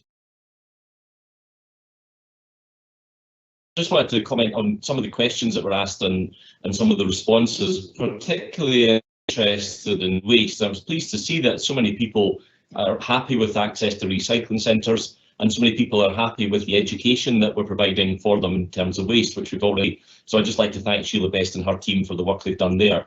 And in response to Councillor Lane's point on school meals, and Sheena very rightly pointed out to him that Teesside Contracts is indeed overseen by a joint committee that's made up of all three councils. And I would respectfully remind Councillor Lane that his group have withdrawn 2 of their 3 members with no offer of a replacement. And I'd say to Councillor Lane, if the SNP group on Perth and Kinross are serious about this issue, I'd suggest that he reflects on that decision, because in my view, it's far better being in the tent influencing decisions rather than looking in from the outside and moaning about what's happening inside. And to pick up on the point they just made by Councillor Rebeck, which I couldn't let go, I'm afraid, I hope that his government will take advice from him before they throw 100,000 oil and gas workers under a bus, which I hope at least will be an electric bus. Thank you very much. Councillor Gray. And the final comment will be from Councillor Barnacle. Councillor Gray. Thank you, Deputy Provost. Most of today's discussion on this paper, which is an excellent paper, perhaps one of the most important we shall ever have the pleasure of reading. Most of the points have been around domestic and transport issues. However, referring to Appendix 3, Priority Theme 5, Land Use, there's a most sobering chart on page 25, and there it gives a note of the emissions from cropland. This is where our food comes from, our much vaunted food industry, of which Deputy Chairman and myself and others on the committee are fairly closely associated. And it's a most sobering reflection that a very great amount of our emissions come directly from our cropland. The way we plant our food, what we put into the ground to do so, the way we churn over the ground itself, and the huge emissions which thereby are emitted. And it's a sobering thought. We all must reflect on that. Page 25, the chart is quite explicit of exactly what the problem is with the food we produce. Thank you very much. Thank you very much. Councillor Donaldson. Thank you, Deputy Provost. Once again, I so much welcome this report and appreciate and recognise the work that's been put in by council officers. To come back to my 2 questions, I was hoping Councillor Braun might give a response on the pension fund, on Tayside Pension Fund. I do think that matters, and yes, it is indeed an independent body. But I think the thing we've got to recognise with this paper is it's not just about what the council itself can do directly, it's about its leadership role. It's about how it can influence and persuade residents, local businesses, and also other bodies that we're connected with. I would find it helpful indeed to hear from some of the underlying fund managers with the pension fund what their investment process is. As I said, this is not necessarily about divestment, it's as much about positive engagement, but it is important. And as I mentioned earlier, ESG, environmental, social, governmental principles are mainstream now in the investment industry. I certainly like reassurance on that front. Second point, on the performance indicators, and others have referred to the need for targets. I was glad to hear what I heard from Peter Marshall. I think it's important that we have a number of those up and running as soon as we can, because it's important not just for us, but also for local residents to see that we are meaning what we're doing, what we're saying, and they're only going to be of real benefit 2-3 years down the road, so we can assess where we've not just met our targets, but where we've exceeded our targets, and there may well be 1 or 2 areas where we underperformed, the need for corrective action. So this is going to be an ongoing process, and the whole thing is not just for years ahead. We are talking about decades ahead, but I think today really is a very important staging point in us tackling climate change. Thank you. Thank you very much. And the final comment from Councillor Barnacle. Thank you. Thanks, Deputy Provost. It's an excellent report, but what I would say is actions speak louder than words, and one of the things that I think is going to be really challenging is encouraging business to move faster. Picking up on a comment made earlier by Councillor Liz Barrett about the deposit return scheme, I was involved with rural Scotland in getting ministers to bring in powers for it in 2009. We had then had a launch in September 17 that there would be a scheme. It's been put back by the pandemic until July 22, and now businesses are arguing about September 23. So how long does it take? Other countries have done it in a year, and we can't seem to get our act together. There's nothing new or difficult here, and there's such weak arguments being deployed to try and push ministers off course. So if it takes that long to introduce a deposit return scheme, when in other countries it's done in a year, I have concerns. We really have to step up our game and lobby government to face down these opposition to things that need to happen. That's all I wanted to say. Thank you. Thank you very much.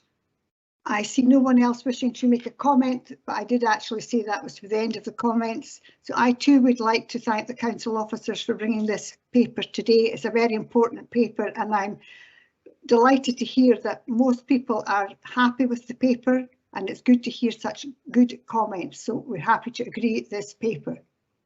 Agreed. Okay, agreed. Thank you very much. Now we're going to have a lunch break now, but just before we have our lunch, I think Karen Donaldson would just like to make a very brief statement, and then we'll have a lunch break for an hour at the time Karen's finished. Karen. Thank you very much, Deputy Provost. I will be brief as I realise I stand between you and your lunch. I wanted to update members on the arrangements for the reopening of 2 High Street. All repairs to 2 High Street have now been completed, and the building has been prepared for reoccupation by staff and elected members. And as you will know, arrangements are in place for members and staff to collect belongings ahead of any formal opening of the building. While the repairs were being carried out, AV equipment within the chamber has been upgraded to facilitate hybrid meetings when it is safe and appropriate to do so. That technical work is now complete, and training materials are being finalised by the digital skills team to enable training for officers and elected members when we are back into High Street. Following yesterday's Scottish Government's announcements in relation to COVID, the reopening of 2 High Street has been postponed until the end of January at the earliest because of the spread of the new Omicron variant. Now, that date for reopening of 2 High Street will be kept under review in line with emerging public health guidance. Thank you very much. I thought that would be helpful for you to know today, given that we are together so soon after that decision based on the announcements yesterday. I know members are really keen to get back into 2 High Street, and we will be able to do that when it is safe and appropriate to do so in line with public health guidance. Thank you.